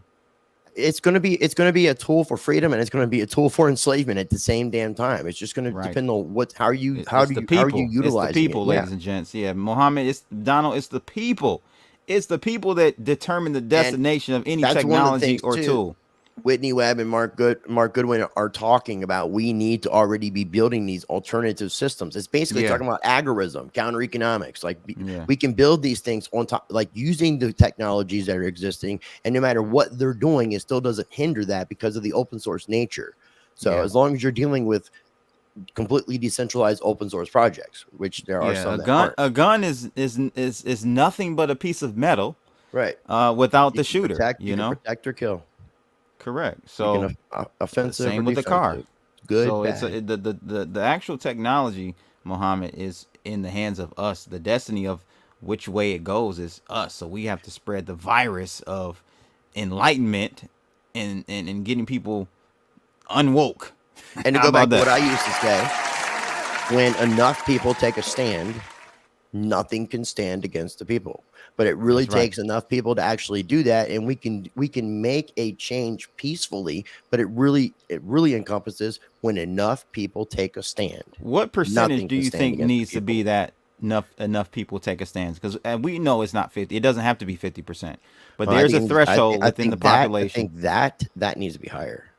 I think if you're going to have you need to have like pretty much everybody standing in unity. No. I'm not saying 100%. I'm not saying 100%. You need to have at least half this country. No, you don't. No, you don't. In order to actually accomplish what we want to accomplish, yes. I don't think so, bro. And we would also need to win over our militaries. There's actually a mathematical equation or formula that I don't know what it is right now. Can be a weapon, and you can also weaponize a fork if you take. And I was actually mentioning fork you in regards to cryptocurrency because we've seen different forks take place with these cryptocurrencies. We could take Bitcoin itself and fork it and create our own and have our own Bitcoin. It's very easy because all we have to do is have miners to make sure that we can keep the blockchain running. But we could take that same exact code. We can hard fork it. We can code fork it. We can do all kinds of different things. That's why I say fork you. That's been done unsuccessfully a few times, right? Right. But as far as what we give value to, if we got trapped into some Cbdc system, we could give value to any single cryptocurrency or digital asset that we choose to, as long as we agree to do that, because that's what we're doing right now with the monopoly money of the US dollar anyways. Let's go ahead and get back to the speech, or whenever we get done. People want gasoline-propelled cars. Some people want a hybrid. And some people like an electric car. They're great. I think they're great. I think what he's done is great. And I think he understands it. I guess he probably wouldn't have endorsed me. He knows where I am on this. But he did. And it's just like they did these chargers in the Midwest. There are 8 of them. They spent $9 billion to build 8 chargers to charge up a car. And at that rate, it would cost approximately $12 trillion to put the charges around. Somehow that's not working. The country would have to file for Chapter 11. We'll do a chapter, it's called Chapter 7 instead of a Chapter 11, but it's the equivalent. No, we have to use our brain. We are the party of common sense, okay? We have to have common sense. But what we do have to do is we have to produce tremendous electric for AI. This is real quick comment. Yeah, he's wrong. Okay, the Republican Party is not the party of common sense. Neither is the Democratic Party. I wouldn't even say Trump, the MAGA party either, though. I wouldn't even say them. Not all of them. Not all of them. That's where I was going with. I feel like the MAGA party. Well, I haven't read or looked into it more than to know. Apparently, there is some leaked email with some transgender college student of JD Vance's that came out that the New York Times has apparently printed. What do you mean of JD Vance's? JD Vance has some sort of communication with a transgender former classmate from the school that he went to. It might have been MIT, if I'm not mistaken. I'm not 100% sure. But apparently that email got leaked to the New York Times. And the New York Times and all these other people are talking about this email. And they're talking about the possibility they might have to take Vance out of that VP position, depending on how he... I haven't, because he was talking negatively about Trump and some other stuff, supposedly. So... I don't know. I don't know enough about it. I don't know enough about it. I just know it happened. We're not. What network did this? New York Times. Oh, so they didn't block it from sharing it on all of the socials until after the election. Oh, okay, right. Wrong people. Wrong side. Sorry. Yeah, we're talking about the Hunter Biden. I don't know if it's something that resurfaced, but yeah, I'm seeing something about. And he talks about hating the police. That was something I had heard. A few other different things, but and telling like the transgender person that he loved them. So maybe he liked this transgender person in maybe a not more than just friendly way. But see, here's my thing. New York Times is so quick to put this out. How have they? But everybody's reporting on it. Everybody's reporting on it. CNN, The Independent, Yahoo. Oh, did you just say CNN, bro? Fox News. Did you just say Fox News, bro? Times of India. How's that? Do you get where I'm going with this? Fox yes, News I do. But is Rhino News. I understand this shit's Republican controlled, in man. name only. They're all going to go against this guy, bro. He's not. What happened? That's all I'm saying. I'm not saying anything more than I just heard that this happened. That's all. Making you aware of it since I'm your news source. Thank you. Calm down, man. Thank you. Calm down there, Red Nugent. Thank you. And for all of the other things, including the things that you're doing, and we'll get it produced, and we're going to get it produced fast, or we're not going to be able to compete with China and other countries. So we're going to get it produced fast. This afternoon, I'm laying out my plan to ensure that the United States will be the crypto capital of the planet and the Bitcoin superpower of the world, and we'll get it done. That's pretty cool. I like the fact that he said that, but again, it's like you got 4 years. What's going to happen after the 4 years? Who's going to be your running mate? Is there going to be any other Republican with any sort of charisma that could possibly be something other than Vance? So it's like, are we screwed after? Are we screwed after 2028? Yeah, that's what the conclusion I came to, Rice. Okay, and that's why I'm only slightly excited about Trump getting back in for another 4 years. So what you're saying is you're midterm excited, not short, not long, but mid. The next 4 years you're bullish. Next 4 years you're bullish. Yes. If crypto is going to define the future, I want to be mined, minted, and made in the USA. It's going to be. It's not going to be made anywhere else. And if Bitcoin is going to the moon, as we say, it's going to the moon. I want America to be the nation that leads the way, and that's what's going to happen. Win moon. No, you're going to be very happy with me. Win moon. You're going to be so happy. You're going to say he's the greatest guy. That's why I'm proud to be the first major party nominee in American history to accept donations in Bitcoin and crypto. The way he says Bitcoin. And they've made a lot of them, I might tell you.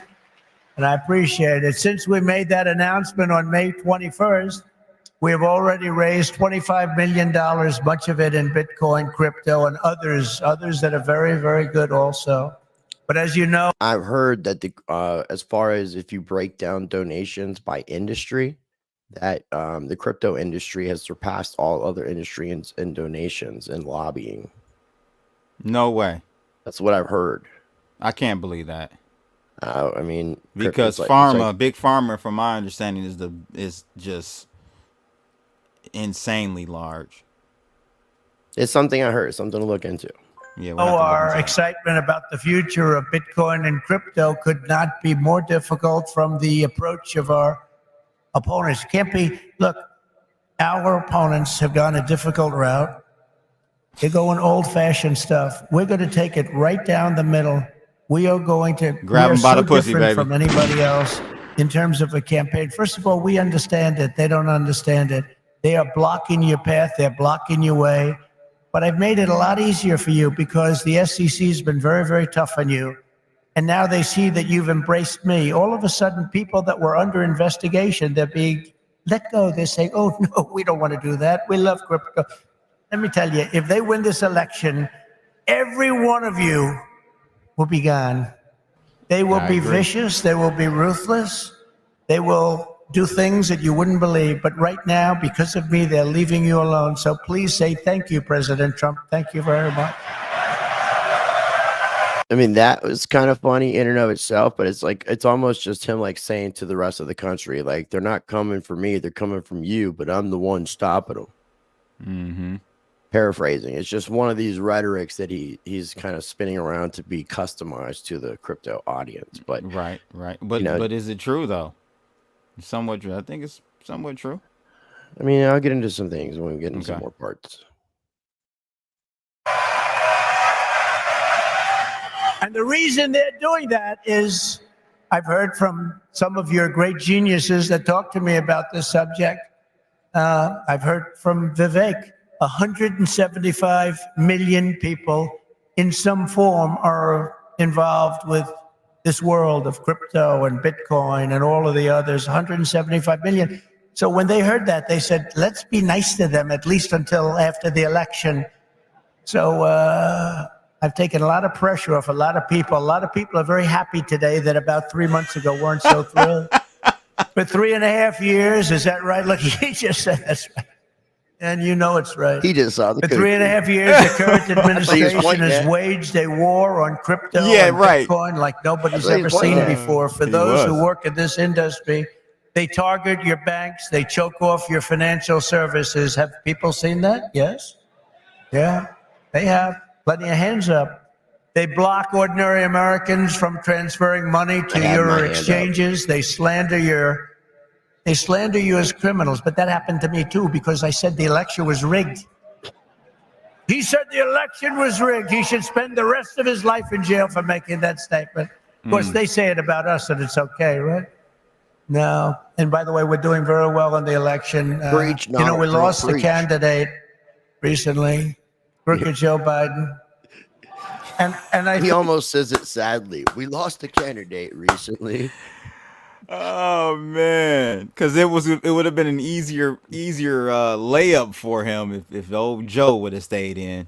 By the way, I don't know how you have a person drop out because of age, but not drop out. Everybody's saying the same thing. If you're not competent enough to run for president or to be president and to run and be president, then you're not competent to remain president. Let me take it a step further, Rice.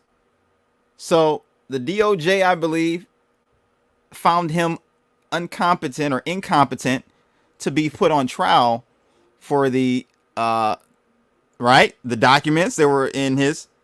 That was 6-7 months ago. Yeah. He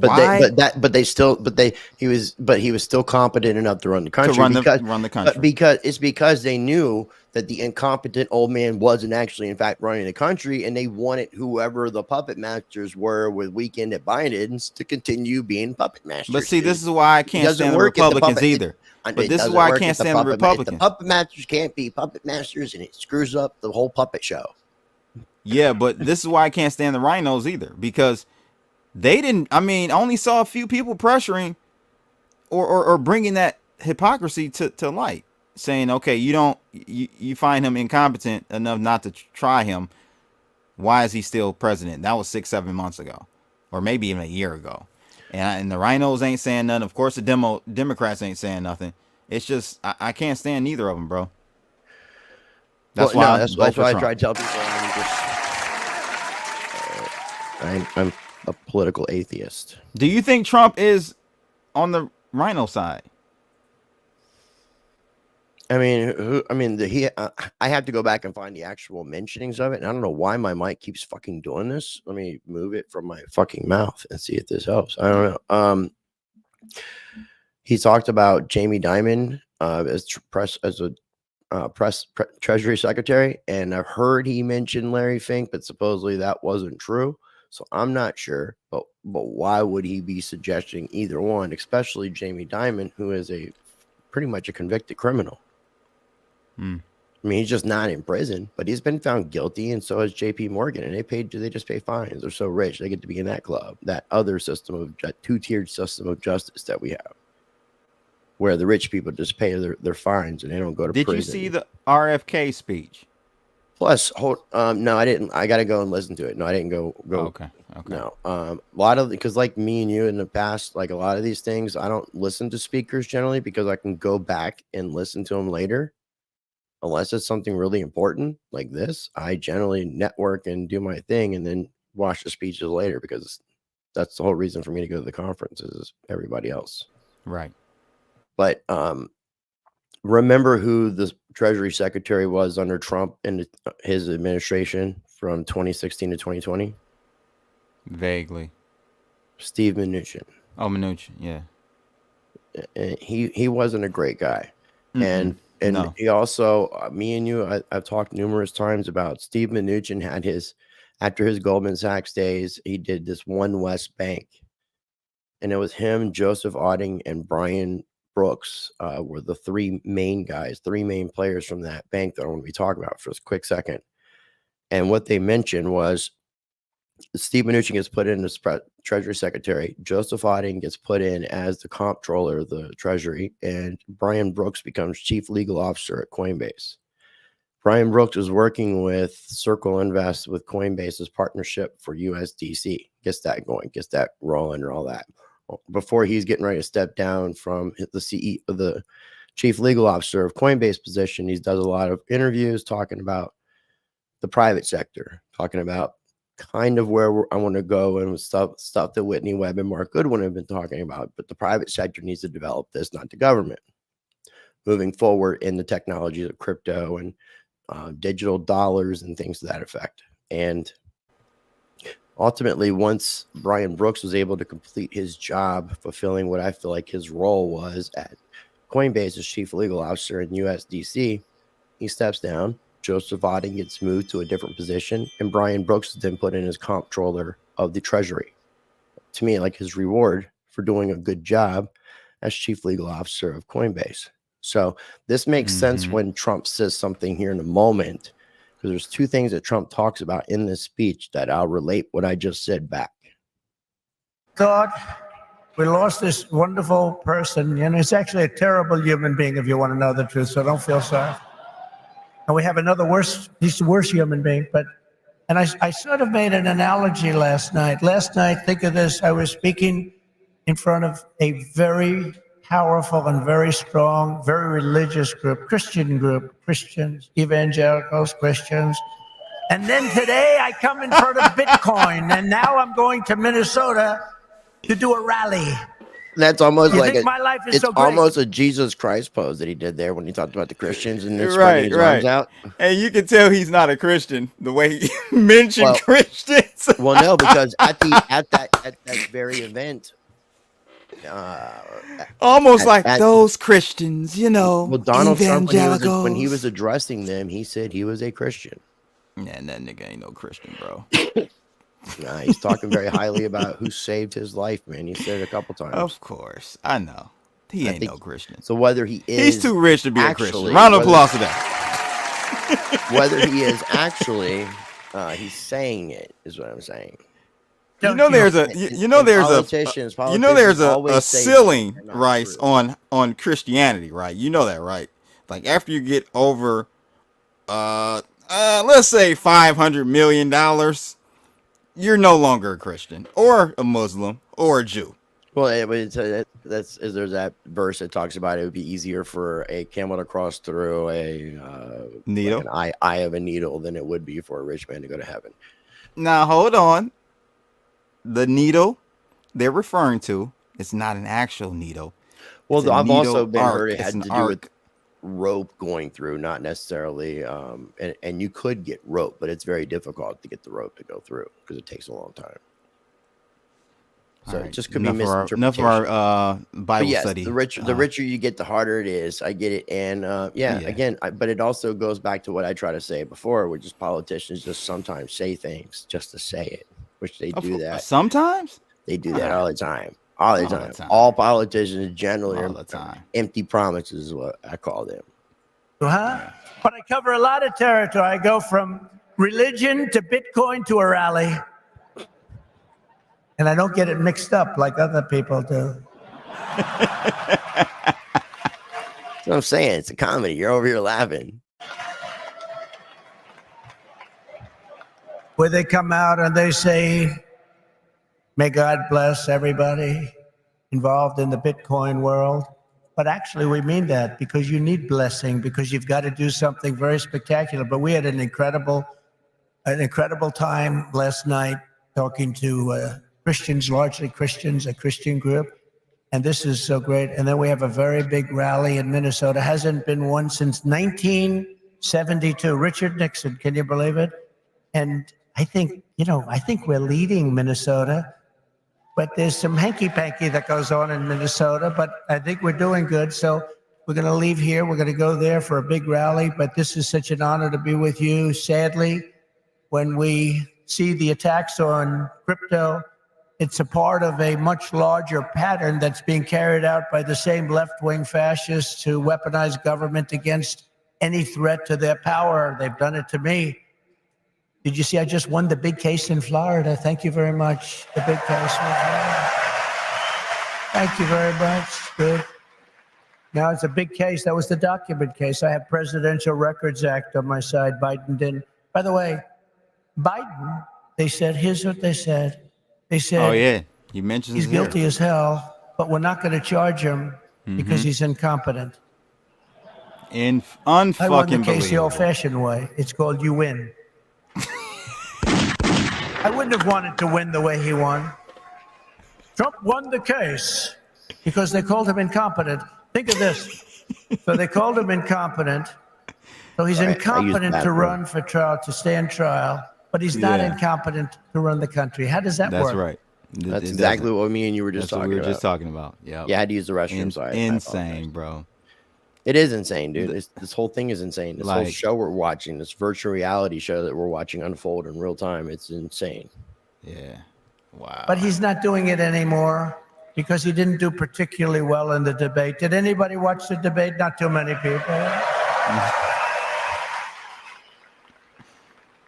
Somebody said to me, you did horribly in the debate. I said, why? I said, because there's no way he can continue forward. That's how bad he was.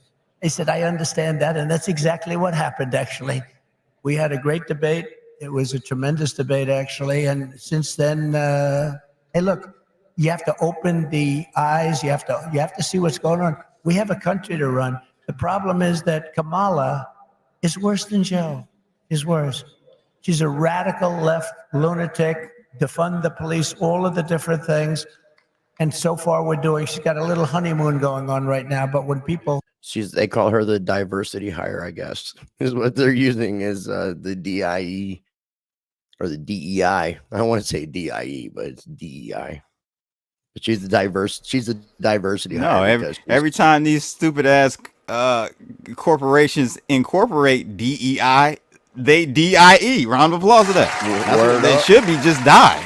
That's what it should be called. Hear about her. And she's against crypto, by the way, and she's against it very big. So I just want to let you know, you got to get out. You got to get out and vote.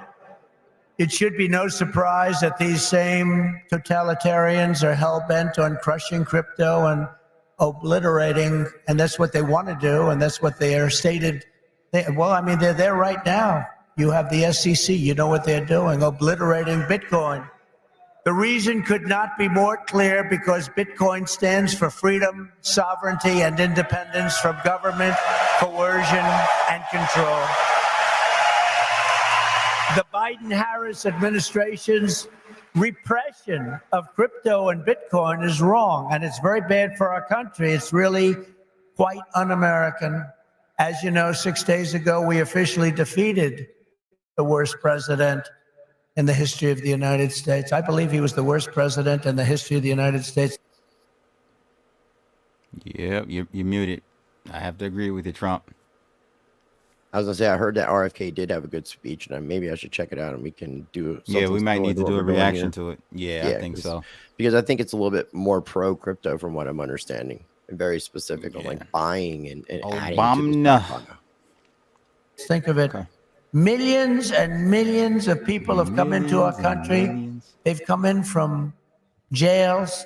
They've come in from, think of it, insane asylums, mental institutions. They've come in as terrorists. We have the largest number of terrorists coming into our country right now. The same people that you just heard about from Israel, that did that in Israel, they're coming in and nobody checks them.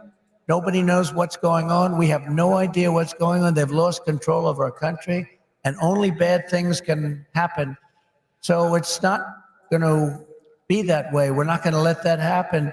We're beating them, and we're beating them badly, and we have to make sure that we do. We need to do it for our country. And you can't just be a fighter and have your man lose the fight, or woman, but in this case, a man. He's losing the fight. He's down by 15, 16, 17 points. They say that you're not going to win, Joe. You got to get out. He didn't want to get out. He said, I'm not getting out. He said, you're getting out. He said, I'm not getting out. I got 14 million votes. I'm not getting out. They said, if you're not getting out, we're going to institute the 25th Amendment on your mental competence. He said, like I said before, I think I'm going to get out. Okay? And they got him out. But it's like, think of this. You fight, you're in a campaign. You spend a lot of money, a lot of time, a lot of effort, and he's losing. And then they say, let's take him out of the fight. We'll put a new fighter in there. The new fighter is her, probably my second choice. He will always be my first choice, but she'd be my second choice. Her Obama. Again. Yeah, that is just, it feels hard to say. Just Obama? Obama. It rolls right off my tongue. That sounds gross, and I don't want either one of them to come off out of my tongue, and I don't like to think of them as one, like combine them as one, like as if they were the same like they were just melded together and became. It's like allegedly it's almost like the white Hotep Jesus. Hey, what's up there? Yeah, you got to show that one. What's up with them both being like half black? That kind of works.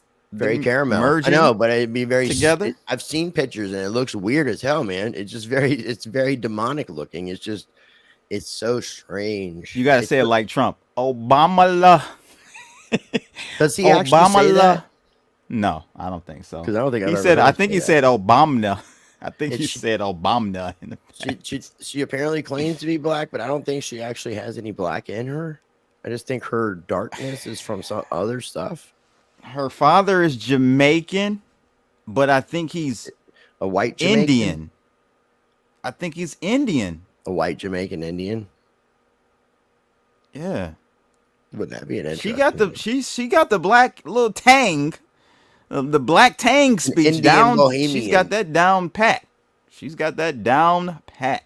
Obama is Indian and Bohemian. There you go. Obama.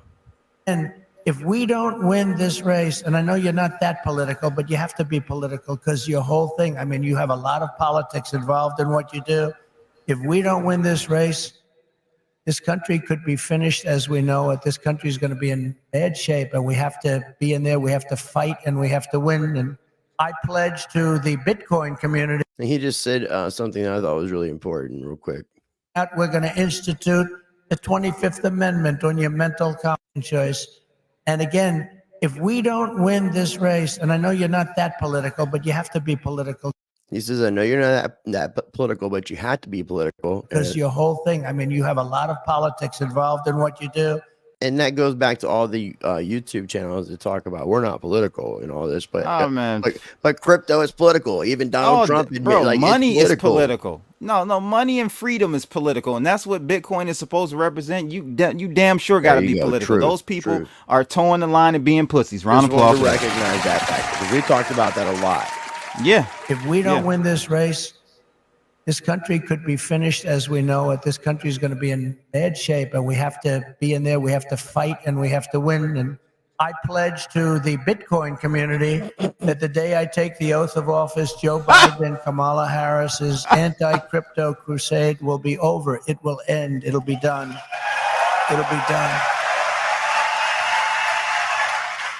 The moment I'm sworn in, the persecution stops and the weaponization ends against your industry. And as long as I'm in the Oval Office, Elizabeth Warren, Pocahontas, do you remember? Oh, God. Yes, I'm an Indian. She said, I'm an Indian. Why are you an Indian? You don't look like an Indian. No, my mother told me I have high cheekbones. Oh, that's why she was an Indian.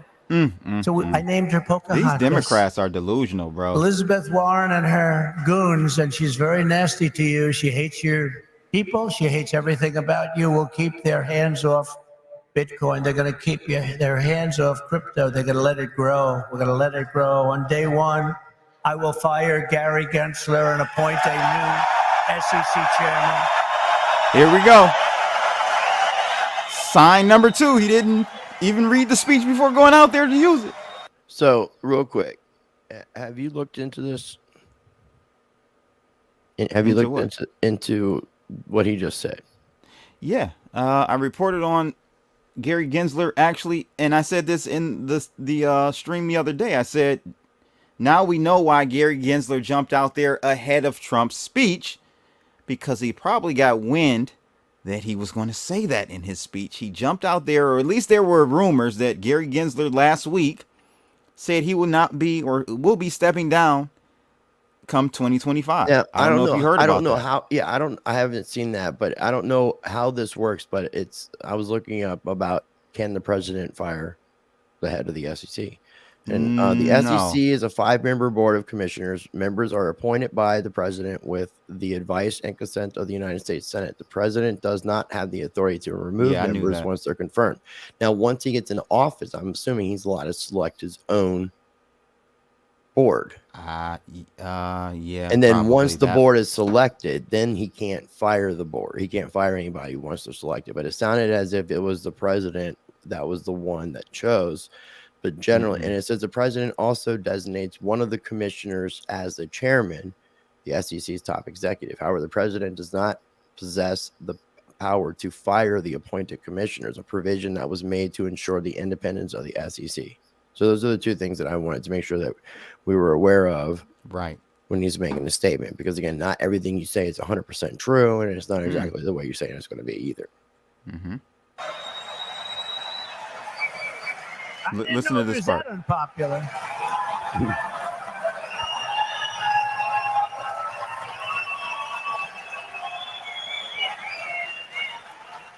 Well, I didn't know he was that unpopular.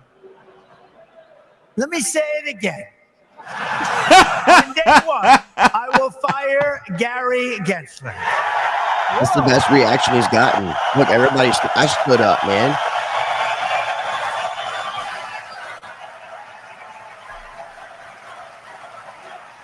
I'm like, you see that where the chair, let me fuck my fucking microphone, man. I need to get this thing fixed. Do you see where the chairs are, like right above where our heads are at? Yes. I was kind like that section I could see right there. So I was basically like, if you count those chairs, maybe 4 chairs in on the row behind it, which would be the first row in that VIP section. So you see there's only one row, but like one section in front of me before Trump. Because where those seats are that we see right above us is all the seats that go straight all the way to where the security line is. Were you concerned about a sniper or a bomber? No, not with that security there. No. Even once, I mean, well, even they had security in Butler even knowing, as well, even I know, allegedly, but that was outside and this is inside. That's the difference for one. But after experiencing the security flaws, in my opinion, I still felt very, very safe that day. I will say that there were so many Secret Service agents. It was insane. Plus cops. So it was a lot of law enforcement.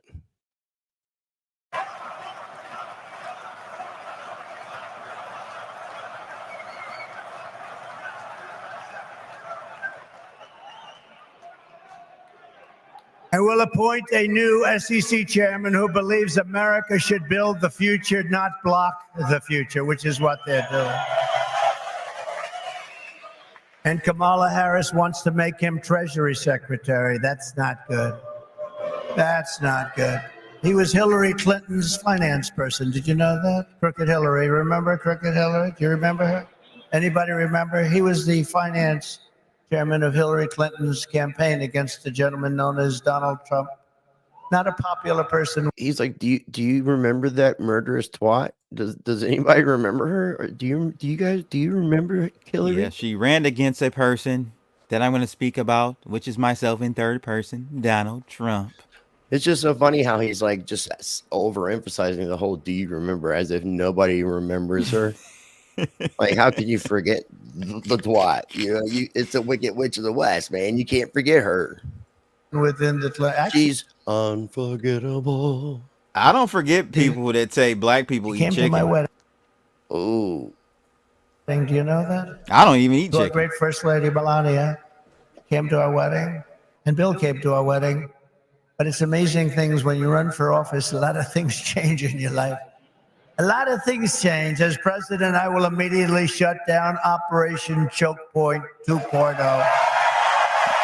Let's think They about want that. to choke you. They want to choke. I think whoever is in his ear He wrote this speech. or contributed in helping to write the speech, but he's got somebody or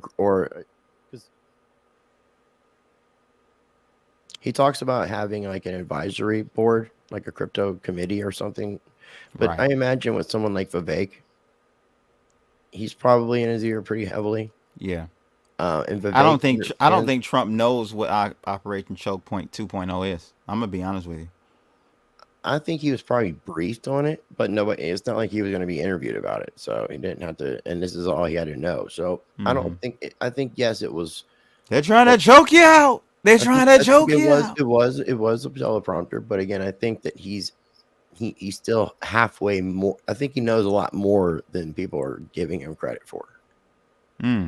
I think he's a smart enough businessman to realize what he said in the very beginning. This is the best performing asset of all time. You cannot, even as an entrepreneur businessman, you cannot ignore that.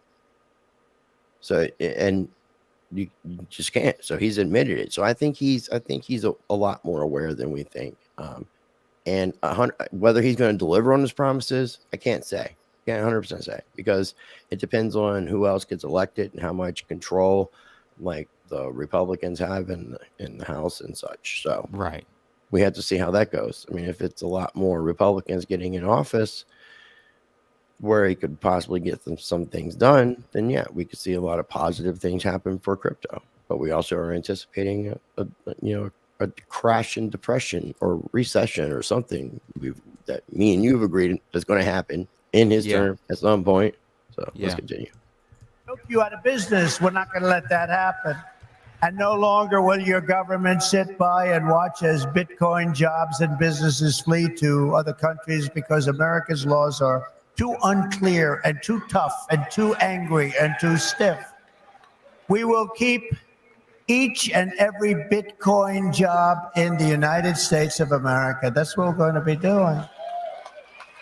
Upon taking office, I will immediately appoint a Bitcoin and crypto presidential advisory council. Would anybody like to be on that particular council? Please raise your hand. If somebody called you up from Trump's camp and said, "Hey, is Mr. Crypto Blood there?" Why the Southern accent? I don't know. Okay, let's role play this. Okay, I'm listening. Yeah, so basically, I want to kill this microphone. Basically, they're asking you if you would like to be on this crypto advisory committee for President Donald Trump. Would you accept this honor? Would you protect and serve your country and take an oath to the Constitution of the United States and serve under Donald Trump? Would you do that, Mr. Crypto Blood? No doubt. No doubt. I'd have to go with the stipulation that I'm still allowed to do everything else that I continue to do. No, and if they're cool with that, like I like me, like what? My herb and partying, drinking, when I want to, and things like that. Maybe being a little bit of an embarrassment to the government for being in that position, quite possibly. No, man. There are rules to this engagement. There are rules to engagement. You gotta give up some things to get some things, my friend. Right, and then you can get the adrenochrome. Okay, let's continue. Their task will be to design transparent regulatory guidance for the benefit of the entire industry, and they will get it done in 100 days.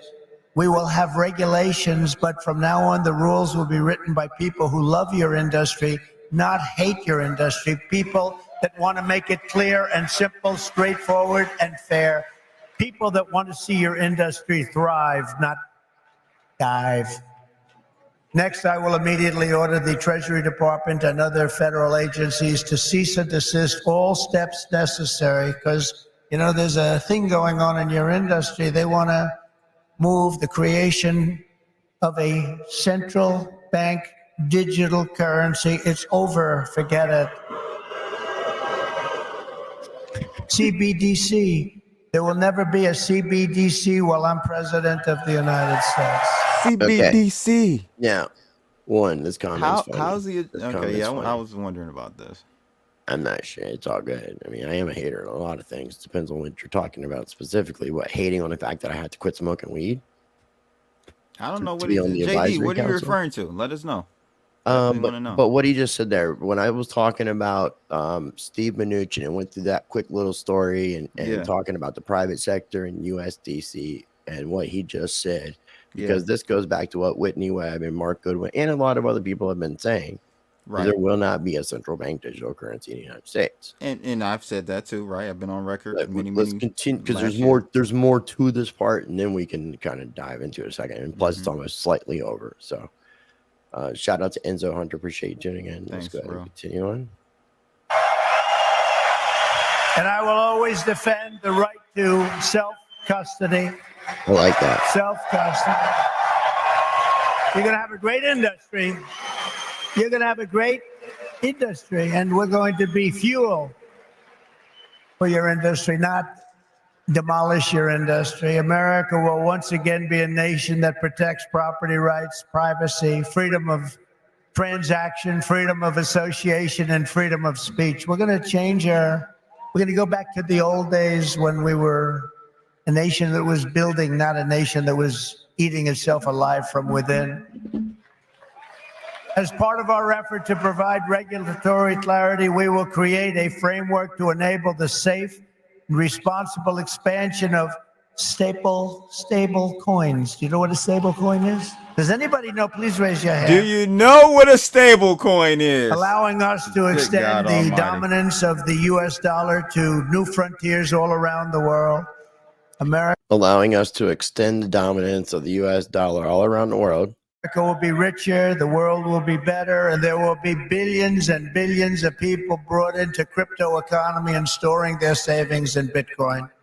So that's the way it is. That's pretty much the way it is. So let's kind of make sure that we're clear on the fact that what he just said is he was no CBDC, but yes, stablecoin. And I and you have been saying to everybody, and I want to make sure that everybody's very clear, and, you know, it's like Transformers, more than meets the eye, because you can call it whatever you want to call it, because sometimes a piece of shit is still a piece of shit. And a CBDC and a stable coin are both, in fact, the same thing, because it's just programmable currency. And that's what you need to remember, is programmable currency. Doesn't matter what they call it. Doesn't have to be a central bank digital. And actually going into that, and this is another reason why I like the Whitney Webb, Mark Goodwin stuff as well, is because they talk about the fact of, you know, how the treasury market, what's going on, and backing up stable coins with the treasuries. They're already talking about the dollar almost becoming a default currency around the world because of how much it's already being used and the failure of all the other fiat currencies. So there's a lot of really interesting factors that kind of come into play when it comes to that aspect. And when also the other deal is, if a central bank digital currency is to be created, that would deal with like legislation. That's why the Federal Reserve has said we cannot create a central bank digital currency, because they can't. They have to have that done through congressional approval. And then if there is a central bank digital currency, it technically falls underneath regulatory stuff, and technically falls underneath the Constitution. Technically, it would take many years of it's so much bureaucracy. It would take many years for that to even occur. So it's so much easier to allow for the private sector to do it, because then you don't have to worry about all that legislation and all that other crap. And then it would be, instead of like the Canadian trucker convoy, instead of having to go through legislation to freeze those people's accounts, let's say PayPal, who's going to probably be one of the biggest stablecoin holders, and all the other ones, which also Whitney Webb and Mark Goodwin said they don't think that USDT and USDC will pass the regulatory climate. Whether or not that's true, I don't know. I mean, they both work with the governments. They both work with the CIA, FBI, the DIA and such. So it's not as if they're not already being a programmable currency that's kind of where they can freeze. Well, there is, let me just denote, there is a slight difference between CBDCs and USDT and USDC. You can't have a scenario where the government ring fences or geo fences USDT or USDC, but they don't necessarily have to, right? All they have to do is blacklist that address. And it's also still on a transparent blockchain, so people can track everything. So they've already compromised chain analysis. Chain analysis. No, chain analysis actually is that's an In-Q-Tel creation. Chain analysis, just so you're aware. Okay. And I looked into it, and that is the case. So more research of the two people I just mentioned. I don't want to keep saying their name over and over again. Right. But that's even stuff that they had said was that chain analysis is an In-Q-Tel project.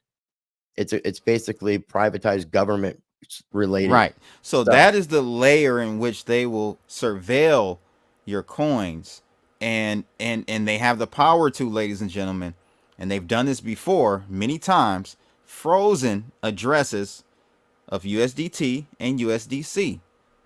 Okay, so there you have it. Those are the components, and that's all they really need. That really truly is, and that's it. It actually makes it easier for them to go. And again, if you think about this, just to back up, this is what underneath the Donald Trump's administration between 2016 and 2020 with Steve Mnuchin, Joseph Otting, and most specifically Brian Brooks, the chief legal officer of Coinbase, USDC, talking about the private sector back under Trump's administration. So this just goes back full circle to almost a plan that was to fucking begin with. And the whole thing about CBDC was what it's just kind of like not a Trojan horse. They're using this term to basically get everybody to hate it and say we don't want it, and then say, well, we're not going to give it to you. We're going to give you this. Which is basically the same thing. It's just, again, wrapping up that same piece of shit and saying, no, it's not. It's not a turd, right? Because you got a bow on it, yeah, or you sprayed some air spray on it and it stopped stinking like shit for a second. Anyways, let's go ahead and continue. I just wanted to bring back that whole thing because it does come back full circle, and I'm sure he's aware of the stablecoin plan because of the point of them wanting to back the stable coins with treasuries. You don't even need dollars. Take dollars out of the equation. Take the US dollar bill out of the equation. You back the stable coins by US debt, and you denominate it in what's considered a dollar, but it's not a dollar. Dollars are gone. Boom. Ooh, and then they started to ease out cash. There we are. Those who say that Bitcoin is a threat to the dollar have the story exactly backwards. I believe it is exactly back. Bitcoin is not threatening the dollar. The behavior of the current U.S. government is really threatening the dollar. Pause. We noticed she was kind of stumbling. She kind of had a head tilt, just a slight head tilt. I'll pause it. Okay, go ahead. I disagree with him there. Well, yeah, no, and we can finish what he says, but it also this kind of goes back, and if the government was involved in the creation of Bitcoin, and what he's saying is true. Well, he's partially true. He's partially correct in my opinion. And also we didn't like when. Here's the thing, Blood, and this is a sad fact of reality, and I have to admit this myself. I suffer from this. Don't cry now. Don't get us emotional here. I don't want to. We denominate things in the US dollar, Blood. Don't we? Seriously, Oscar goes to. do we not denominate everything in US dollars? Everything is denominated in dollars. Okay. Everything. What I'm saying is Bitcoin is definitely a threat to the US dollar. Yeah. Definitely. It is a black hole. And Hillary Clinton said it, remember? I don't have the clip super ready, but yeah, and at the same time, the Federal Reserve and the government is a threat to the US dollar. Both things can be true. And they both can be beneficial and save the US dollar as well. Both things can be true. So let's continue. The danger to our financial future does not come from crypto. It comes from Washington, D.C. It comes from trillions of dollars in waste, rampant inflation, and open borders while giving welfare and free health care to all of the illegal aliens that are pouring into our country by the millions and millions and millions. It comes from printing hundreds of billions of dollars to fund endless wars overseas while our cities are like combat zones here at home. 2 weeks ago in Chicago, 117 people were shot and 17 died. Afghanistan doesn't have anything like that. You know, you think about tough places. Look at what's happening with our cities. What's happening in the last 3 years, last 3.5 years. Nobody's ever seen anything like it. Think of it. 117 over 4th of July weekend. 117 people were shot and 17 died. This is the United States of America? I don't think so.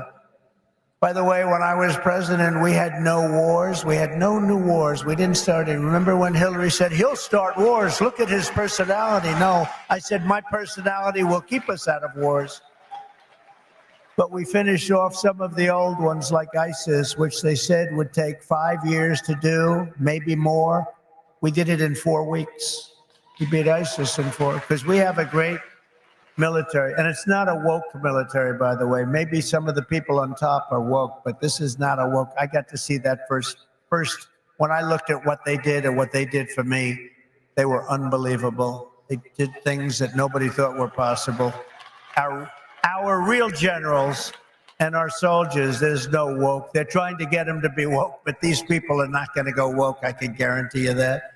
With your support this November, we will restore confidence and we will restore common sense to our nation's capital. Because ultimately, it is about, it's not, are you conservative? Are you liberal? Are you progressive? They like progressive. It sounds so nice, right? It'll destroy our country. It's actually become a terrible word. It'll destroy our country. But it's not about that. It's about common sense. We want to bring common sense back in.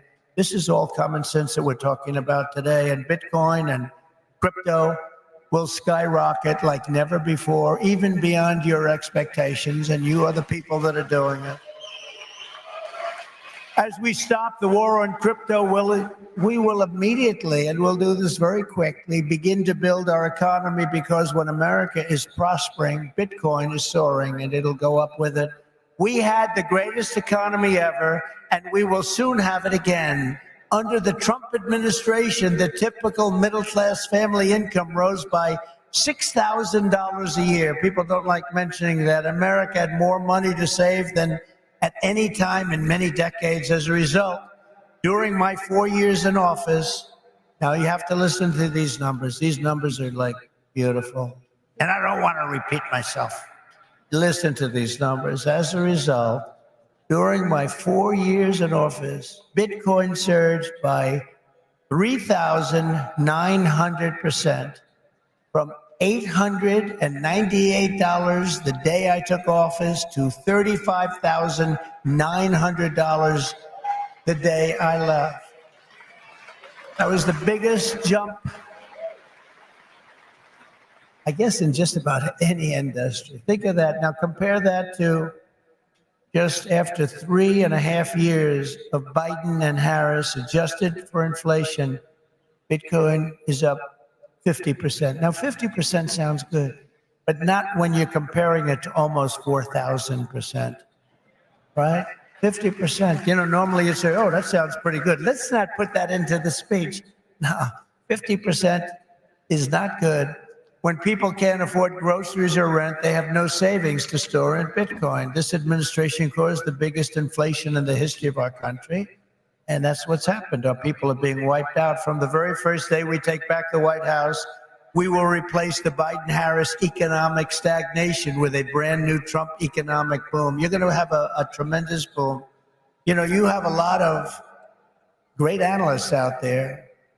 Scott, I'm talking about you, Scott, one of the greatest of all. The Scott. And others that say the stock market's going up because they think Trump is going to be elected. And if Trump isn't elected, this country's going to go into a depression, the likes of what you had in 1929, and I hope that's Yeah. not true, but I can Yeah, understand Paul, it. I just want to understand what comment this- on that manifest reality, what he said there. If you want to bring that back up, that's so very true. It it was actually his actions. You went back way too far. No, I didn't. I took it back. that say the stock market's going up because they think Trump is going to be elected. And if Trump isn't elected, this country's going to go into a depression, the likes of what you had in 1929. And I hope that's not true, but I can understand it, and I can understand what they're saying. The stock. Yeah, so he's saying basically, he's saying stock market go up if I get vote in, stock market go down if I no get vote in. No, I was referring And to then the Bitcoin bad part. crash, bad crashy. No, I was referring to the Bitcoin part where he was saying that when he came into office, Bitcoin was at X dollars, and when he left, Yeah, I it mean, was- again taking credit for something, and I don't know that a Bitcoin actually had its biggest percentage increase between the 2016-2020 period. You can do the math. yeah, I don't know. It sounds kind of right, though. It sounds kind of right, but it doesn't mean it was because of Trump. It was already just going to happen naturally because of the progression of how a Ponzi scheme works. Exactly, it had nothing to do with The more Trump. money comes in, the more But again, that goes back to what Bozak said. Everything's a Ponzi scheme. Everything. It sure is. Round of applause to that. Shout out to Coochie. Coochie. All right, want to continue? Yeah. Okay. Stock market gain, they think, is I because think we got here it says about 12, 13 minutes. looks like we're No going to win the problem. election. And I don't know what's going to happen with the election. They cheat like hell, and I don't know what's going to happen. But if we win it, this country is going to be boomtown. It's going to be booming like it never boomed before. The current administration's economic plan includes trillions in new spending and That needs to be used for a hip hop song. Just that booming like it's never Boomtown. boomed before. Booming like it's never boomed before. Because that's what this country's going to do. It's going to boom like it never boomed before. It's going to be boomtown, baby. Boomtown. $1 trillion tax hikes. They want to increase taxes by $5 trillion. They want the expiration of the Trump tax cuts to take place. They want a wealth confiscation tax so that when you make all of your money that you're going to make and all of the people you're going to employ, they want to take away your money in the form of a first time ever tax and a gigantic capital gains tax that will exceed substantially in many states over 50%. My plan is the opposite. We will lift the workers and we will create savers out of so many people, and we will reward success. We will not punish success. They want to punish success. They want to punish genius. Not going to let that happen. I will make the Trump tax cuts permanent and deliver massive tax cuts for families and individuals and businesses that produce jobs. That includes no tax on tips. You know that, right? Going to get rid of the tax on tips. By the way, with that being said, I'm never asking for an actual payment. I'm just going to require a certain amount in tip. I will cut unnecessary and burdensome regulations, fight every day to make America the best place on earth to build a business, including a crypto business. It's going to be the best place. You're not going to have to go to China. You're not going to have to learn, gee, how do I learn Chinese? I want to learn it very quickly. I have a little granddaughter that speaks fluent Chinese. Can you believe it? And it's a wonderful thing, but it's not easy, but you're not going to have to do it. Most importantly, for our Is citizens, it Chinese or we will Mandarin end and the Cantonese? inflation nightmare that this administration I don't has think created, people and we speak will Chinese, end it do they? quickly. It's got to No, end. no, It's you're being destroying our racist. country. You know, inflation is a country buster. You can go back You racist many, little many bitch. years to Germany, and you look at what happened to Germany during their huge period of inflation, destroyed the country. It's a country buster. The Bitcoiners, and I say to you that you recognize the dangers of inflation long before most others did. You understood inflation, frankly, better than anybody else. You know that, don't you? If only they had listened. They didn't listen to you. They didn't listen to you. The trillions of dollars in ridiculous waste approved by our opponents resulted in the very inflation disaster that Bitcoiners had always predicted. 20, 30, and even 40% of the value of every dollar was wiped out and wiped out quickly. You understood that, but a lot of other people didn't. The life savings of millions of Americans was rapidly destroyed. And very simply, uncontrolled inflation is a stealth taxation of the middle class. It really is. It's a stealth taxation. I call it the Biden tax. Now I'll call it the Harris tax or the Harris-Biden tax or whatever the hell we're going to call them.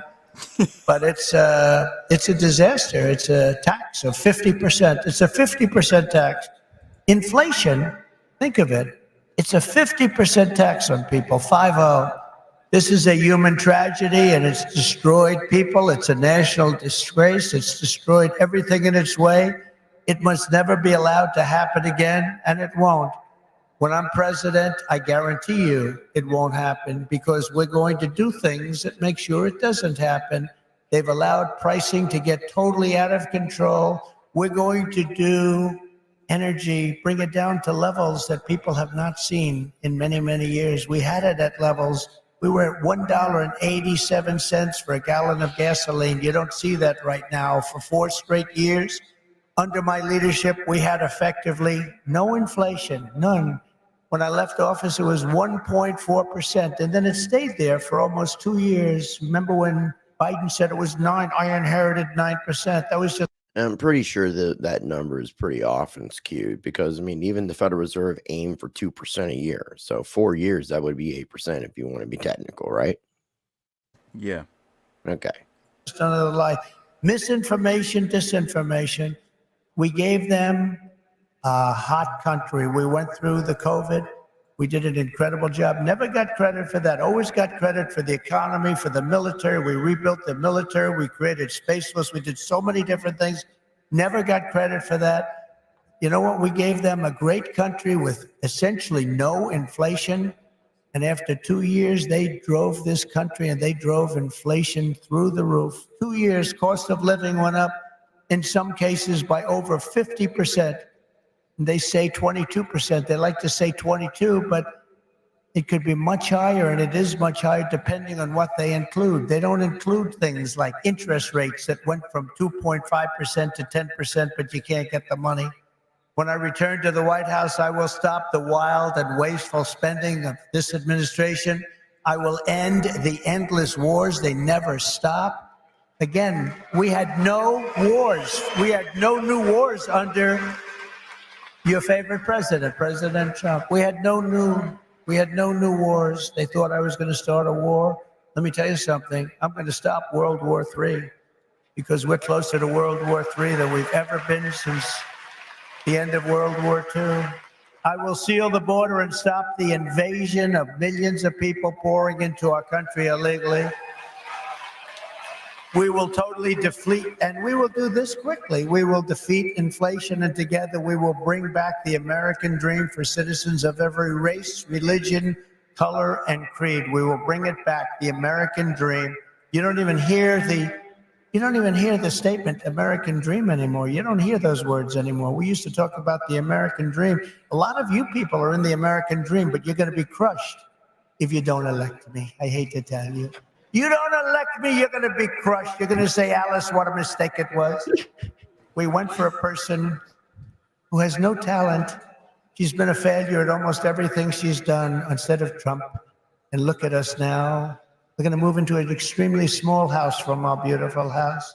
But we will end the war on American energy, and we will very simply drill, baby, drill. We're going to drill, baby, drill. We have to.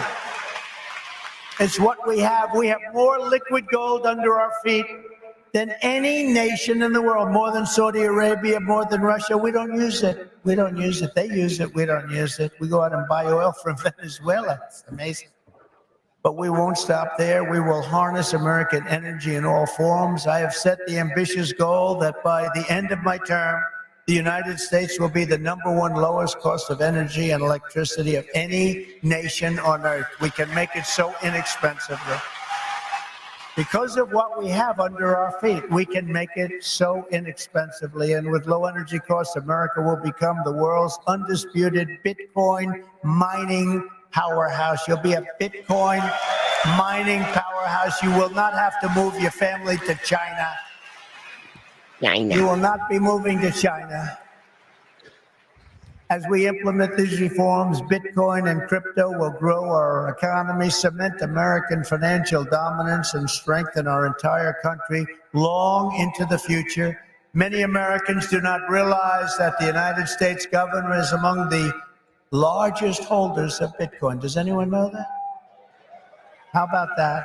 The federal government is almost 210,000 Bitcoin, or 1% of the total supply, of which they seized and took from people. Some might have been criminals, some may not have been, but that's all seized. And really wouldn't be boisterous about that. It's like the reason you have that much Bitcoin is because you use law enforcement against people and you took it from them. You seized those assets. It's not as if the America decided to I start guess it's no different than what Mr. Sekila says here. I mean, did we ever buy the oil? Either. We just took it. That's what the U.S. does. Round of applause for being street smart. For it. I mean, we're all playing the game. All the countries, they play a big game of Monopoly while we play a smaller game of Monopoly. The macro, the micro, but it's all as above, so below. You want to get very Kabbalion-esque there. Yeah, Okay. man. All right. Yeah, we're maturing. We're growing up, boy. Yes, for sure. that will ever exist. But for too long, our government has violated the cardinal rule that every Bitcoiner knows by heart. Never sell your Bitcoin, right? I'm surprised you didn't say That's right, hodl. isn't it, huh? That's right. How did I figure that one? Never sell your Bitcoin. And so, as the final part of my plan today, I am announcing that if I am elected, it will be the policy of my administration, United States of America, to keep 100% of all the Bitcoin the U.S. government currently holds or acquires into the future. We'll keep 100%. I hope you do well, please. Now, real quick, I know it's about over. It's like less than 4 minutes, but there is obviously rumor. Well, not rumor. Some of the Bitcoin that the U.S. has in possession has been moved to another wallet. It's like $2 billion worth of the 213,000, I believe, is roughly 213,000. And some of that was recently moved, and it looks like someone in the whoever's in charge of those assets, they may be particularly getting rid or dumping those Bitcoin just because it would be less Bitcoin for Donald Trump to have in the reserve that he says they're going to keep. There is no coincidence, ladies and gentlemen, that No after coincidence. this historic speech on Saturday, Monday, the government moves $2 billion to a Coinbase. I heard it was a Coinbase custody account. I just it's got to be coincidental blood. Come on, we don't wear tinfoil hats. What kind of people are we? This will serve in effect as the core of the strategic national Bitcoin stockpile. As you know, which might be getting smaller and smaller and smaller. As you know, most of the Bitcoin currently held by the United States government was obtained through law enforcement action. Thank you for admitting they took it from you. Let's take that guy's life. Let's take his family, his house. Why not give it back his then? Bitcoin. We'll turn it into Bitcoin. It's been taken away from you because that's where we're going now. That's where this country is going. It's a fascist regime. And so as I take steps to transform that vast wealth into a permanent national asset to benefit all Americans, today I repeat my pledge to commute the sentence of Ross Ulbricht to a sentence of time served. It's enough. It's enough.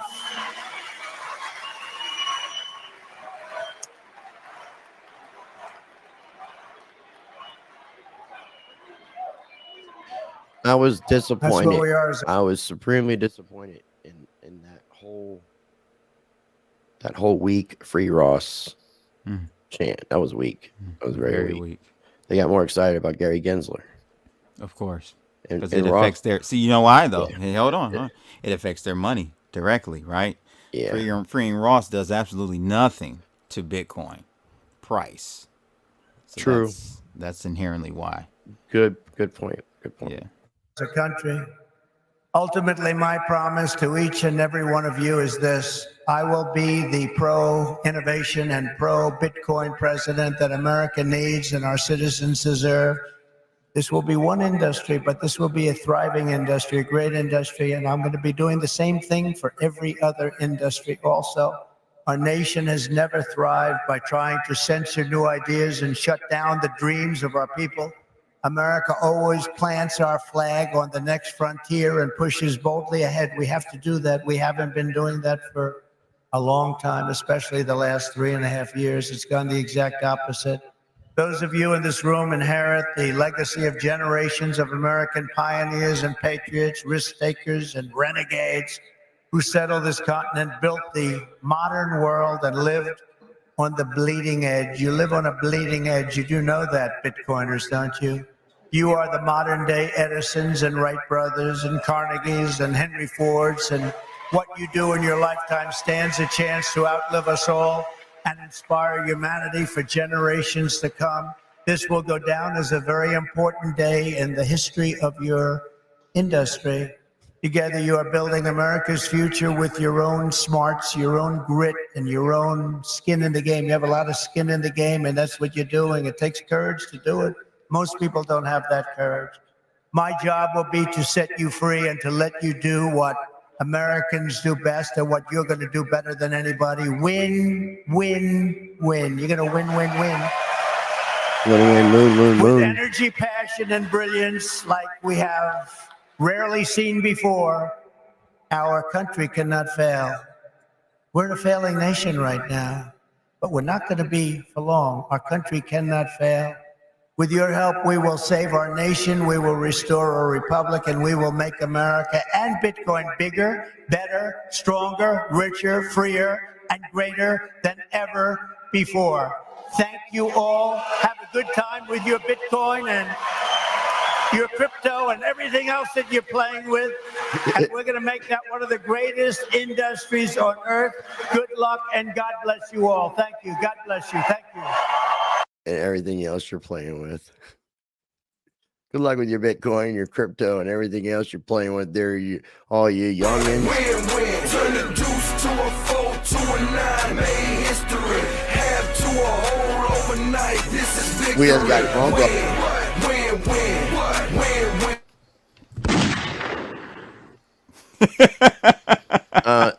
This is another piece of information that I had learned from Whitney Webb and Mark Goodwin too, is the biggest financier and funder of JD Vance is Peter Thiel. And it's kind of weird because Peter Thiel is kind of more on the liberal side. I believe he's homosexual, nothing against that. But JD Vance, from what I understand, is supposed to be playing the conservative Christian part. So it's kind of interesting to see that. So yeah, that's going to be an interesting development in my eyes. I don't really give a hell as long as his policies are, aligned with the country. He can be a transgender loving, whatever you want to be. I don't give a fuck. So real quick, you and I had intended to listen to Cynthia Lummis, and we have already gone over 2 hours, right? Almost 2:20. So we're going to have to call it quits, obviously. Yeah. What I would like to do, because I know we're doing the FOMC meeting tomorrow. Right. Hopefully Seth will be joining us from Mind Your Biz. Not 100%. We haven't got confirmation, but we're hoping he's going to be joining us. And then maybe Thursday or Friday, depending on your schedule, we can do the RFK and Cynthia Lummis and try not to, because we want to do the half-hour intro, that we did with the recap and all the things that we talked about before we actually got into the Donald Trump speech. But I still thought it was a great stream, man. Yeah, I do. I want to end with I want to get a letter grade from you on Trump's speech. I gave one yesterday. I mean, as far as what he had to say, I mean, it was written very well. I don't think he got away too much. I mean, somebody made a point that it was kind of like just talking points. But I think he was trying to cover a lot of ground because normally he talks longer than an hour. So I feel like he was kind of condensing things, and he was also trying to customize it to the people he was talking to, which I found to be obviously he won over a lot of crypto people in there. I'm not a Kool-Aid drinker. I thought it sounded good, but it's again, are you actually going to do the things that you're saying that you're going to do? So at this point, it's like now your actions are going to speak louder than your words, kind of thing. So you can say all kinds of words because that's what politicians do. And you said all kinds of words before and didn't deliver on everything. So, and he delivered on a lot, though. He did, but I'm saying he didn't drain the swamp, but I didn't think those are very ambitious goals coming in. I don't think he could do that. I mean, I did like the fact that he was talking about self-custody. I mean, that was a really important thing that I thought that he mentioned. And also wanting to keep the innovation here in the United States. I can understand why he wouldn't want to go to other countries. Because, again, if you're trying to make sure that you're trying to get a country out of debt and you're dealing with taxation, the more that you can keep businesses like that, the more tax revenue you're going to be bringing in. So the grade, the grade, I would give it a wisdom bars is on your ass. B plus, A minus. It was strong. Okay, all right. I gave him a B minus. Yeah, it depends on how you look at it. You could look at it as an A minus, or you could look at it as a B plus, which I think are pretty much the same grade. Yeah. It just depends on who the teacher is, whether they want to make you feel better about the grade or not. Right. Because an A minus feels so much better than a B plus. Yeah, but it feels so much worse than an A. I agree. Or A plus. That's the only time a minus symbol is better, is when it's above the positive symbol. Man, you're talking real trigonometry right now. Ronald, because an A minus is better than any kind, like a B minus, C minus, D minus. There is no F minus, because if you got an F, you're bad. You were bad. Or if you were in the special needs short bus class, you would have got like an S or a U. D minus is I've gotten a couple D minuses in my life, and I never understood it. A D minus is an F. Basically, it's your teacher almost giving you like your participation trophy. Like a D minus, bro. You can't. That's a participation trophy. Pretty much. It's like it's not failing you. It's just saying that you really messed up bad. Because I think you can pass certain things with, depending on how your other classes are, you can pass.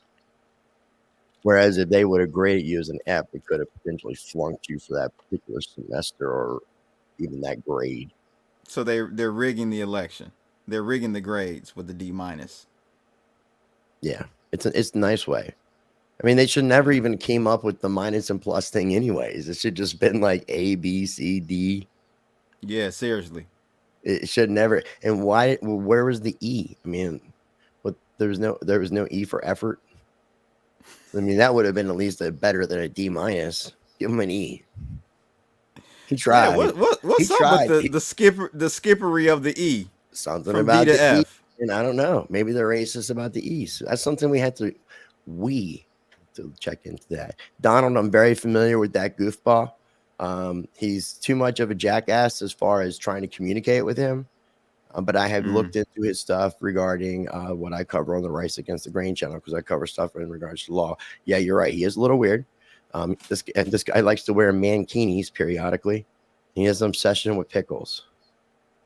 But this is a really funny looking bald white guy. Very white. Like he doesn't like the sun very much. And I agree with Lori Loon.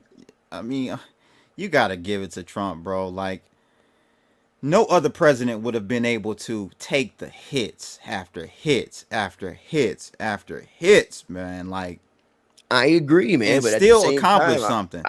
He's an actor, and this whole thing seems like we're watching like a reality TV show play out in real time. It's like the Truman Show, but bigger.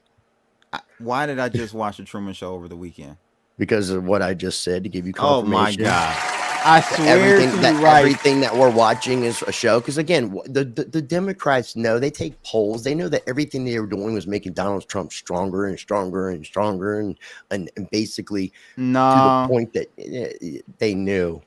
They knew. They were so entrenched into their. They're not even looking at what it does. They just want to attack. They just want the action of attacking him. The Politrick Oscar Award. I agree. Now, I think politics is actually taking. It's almost like if you're a politician, you have exceeded the art of acting. That's my thought on it. It's like they're wannabe. No, you've exceeded the art of lying. Acting. acting is lying too. Yeah, I guess so. That's what I'm saying. You can't really technically trust actors. And remember, Trump is an actor. Trump's been on TV most of his life. He knows how to do it, play his role. And I feel like a lot of people are playing their roles, and some people just happen to be the observers. I heard this, and this is pretty much what it comes down to. So our U.S. political system does not like anyone from outside of Washington, D.C. So Trump was not from D.C. He was from New York. He was from Wall Street. And RFK, not from D.C. He's from wherever. I don't know what he was doing prior to. Just a businessman or just living. He went to law Kennedy school, and I know he was doing a lot of like. So he wasn't like a professional sewer, but yeah, you got these two gentlemen that are not from D.C.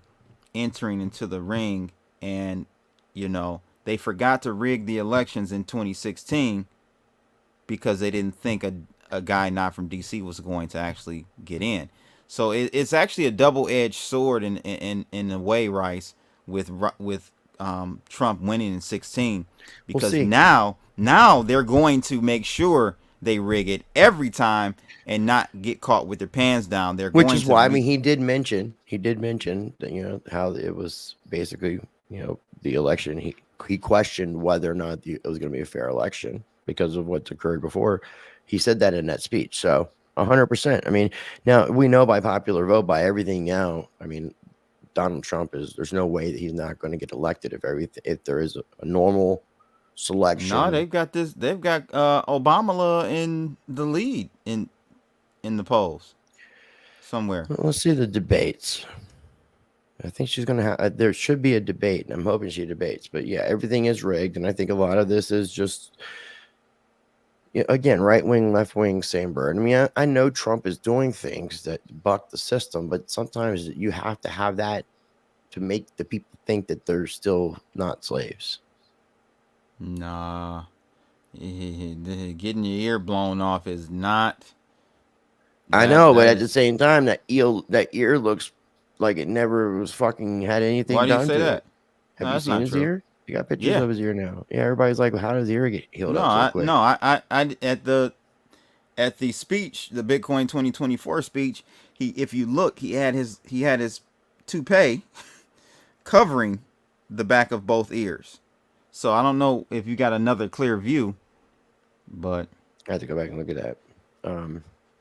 Yeah, so let's plan on trying to do the RFK and Cynthia Lummis. I think that would be good. Muhammad, it's funny that you're talking about Moors, because this is something that me and Blood will talk about. I interviewed a Moors recently. A Moors. Yes, not for my channel, for someone else. Let me check it out. No, it's not out yet. But you guys talk about any of this stuff? Not too much, because it was a relationship podcast, and I produced. Donald Muhammad, check out my other channel, Rice Against the Grain, my friend. I'm gonna get this guy on, Rice, because he's a Muslim. He's a Muslim.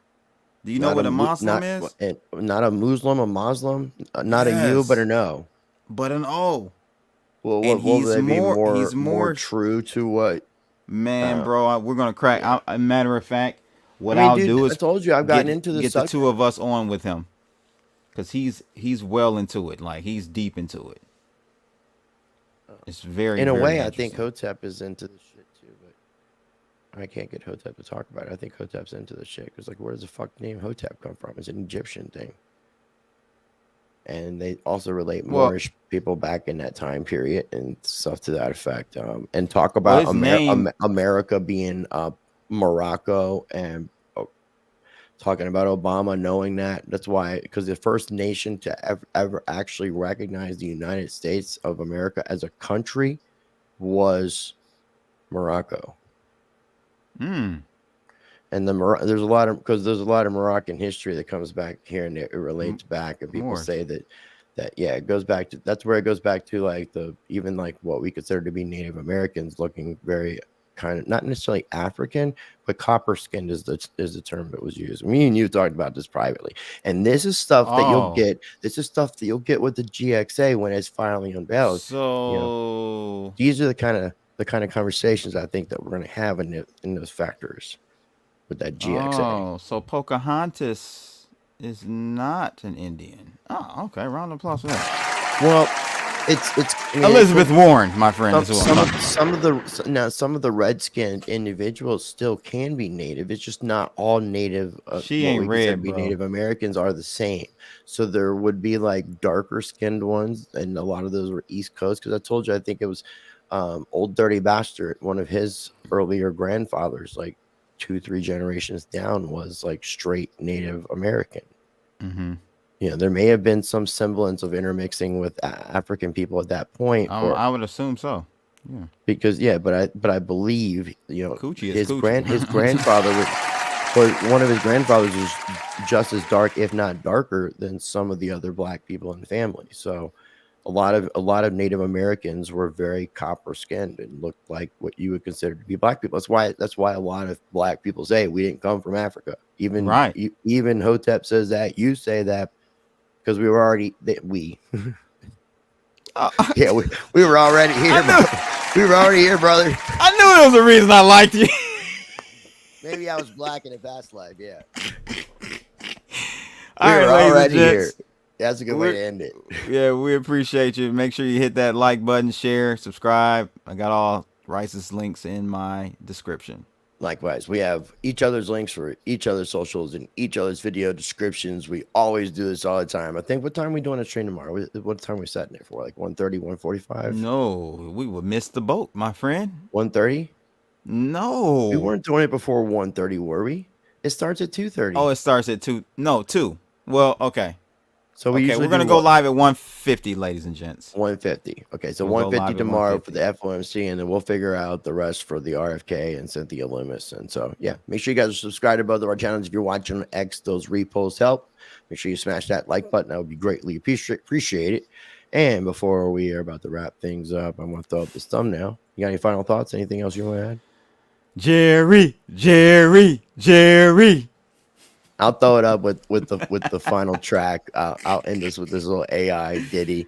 But I encourage everybody, as always, be a blessing to others. Treat people how you want to be treated.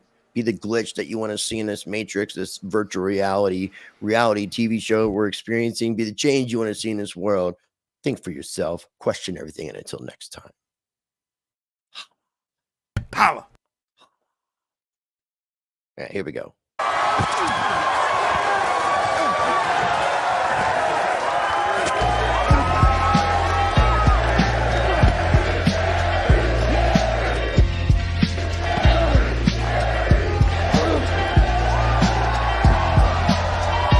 TVX, the mic's live wire. American Pitbull, real gold buyer. Sound money advocate, vice defender. In the crypto arena, he's the top contender. From the gritty streets of the digital age, Rice lays wisdom, chapter and page. Silver, gold, he stores only the bold. Land, life, and liberty, these values hold.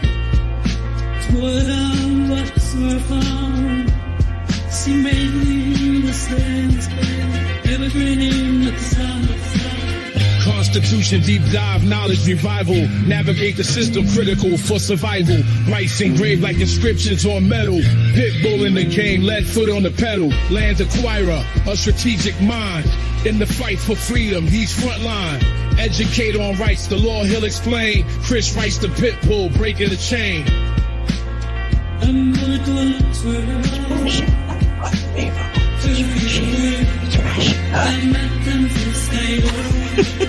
In the arena where truths collide, Rice TVX, the certified guide. Silver and gold, land and rights. American Pitbull in the freedom fights. In a world of chaos, he's the calm in the storm. Teaching the masses, ready to inform. Keys to crypto, rights we cherish. His wisdom lights paths that others perish. Guardian of wealth, from digital to ancient. His legacy crafted, fearless and patient.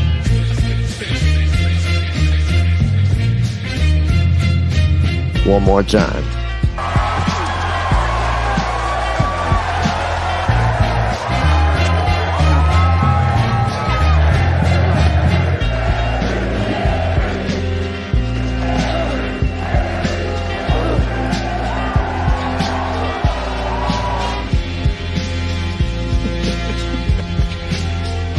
Yeah.